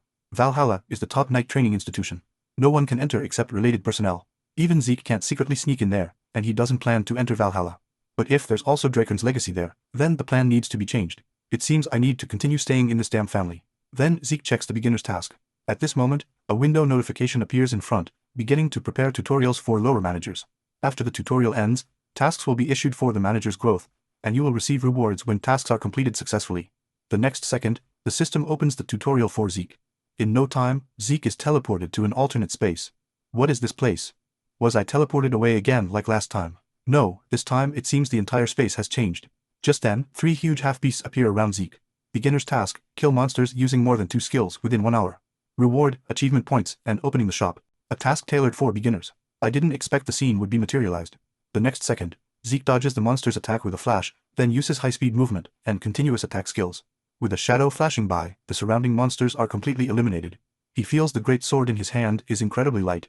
Could this be the effect of the celestial bone body? At this level, he can easily defeat a purple knight. A moment later, Zeke is teleported back to the training field. Was that all an illusion? Why did it feel so real? At the same time, a window notification appears in front. You have received additional critical rewards. You have received additional time rewards. Received 40 points and opened the shop. Seeing this, Zeke is surprised. This means he can purchase items from the shop, and everything inside are rare level items. Then Zeke tries to sell equipment, but the system prompts that the practice greatsword cannot be sold. While the elven short sword is priced at 4 points. It seems only ancient relics can be sold. If there's no urgent need to use points, there's no need to sell. The next day, Zeke finds Professor Pinnan, who says in surprise, "How did you find this thing?" Zeke says, "It's a long story, but more importantly, when can the drive be completed?" Pinnan says, "I've already completed the drive." Zeke says, "You finished so quickly. You're amazing." Pinnan says, "You brought the Mana Stone. You're the amazing one." It seems he's suspicious of Zeke. Every discovery of Mana Stone is registered with various ancient texts to manage the ownership of the valuable Mana Stones. The serial number confirms the excavation period, location, and owner. But the Mana Stone Zeke brought isn't in the registry. At this moment, Zeke slowly says, "You should have confirmed there are no issues, right? Can we leave now?" A moment later, the two arrive at the smithy. As the furnace core operates, the magic furnace begins to work. Then the professor leaves, citing classes as an excuse. Galleon is very happy. He never thought he would complete the magic furnace in this lifetime. Just then, Zeke takes out an item from his bag saying, "Use this to make a sword for me." Seeing this, Galleon shows an extremely shocked expression. Isn't this a dragon's fang? The most solid fang of the cursed mad dragon Bahamut. Where did you find such a well-preserved item? That's right, Draken's second legacy is this. At this moment, Galleon says somewhat tremblingly, you not only created the furnace for me, but also gave me a dragon fang for me to forge. I definitely won't disappoint you. This scene reminds Zeke of a moment from his previous life. This guy is still the same, so I'll entrust this to you. I wonder what kind of sword he will make. I'm really looking forward to it. After Zeke completes the sword-making commission, he returns to his exclusive dormitory. He suddenly remembers that after the bet with Duke ended, it's been a week since he sent Zeke that letter about challenging him again. There should be some reaction by now. Just then, Zeke suddenly senses something. Then he hears a voice from behind. Why didn't you come find me this time? You better tell me the truth. Zeke says, I had no intention of challenging you, so I didn't go. The next second, Duke comes in front of Zeke saying, you need to tell me the truth. Before Zeke can react, he's thrown out by Duke. When he comes to his senses, he's already been thrown out the window. Seeing this, Zeke breaks out in a cold sweat. At this height, if he can't heal in time, he'll die instantly.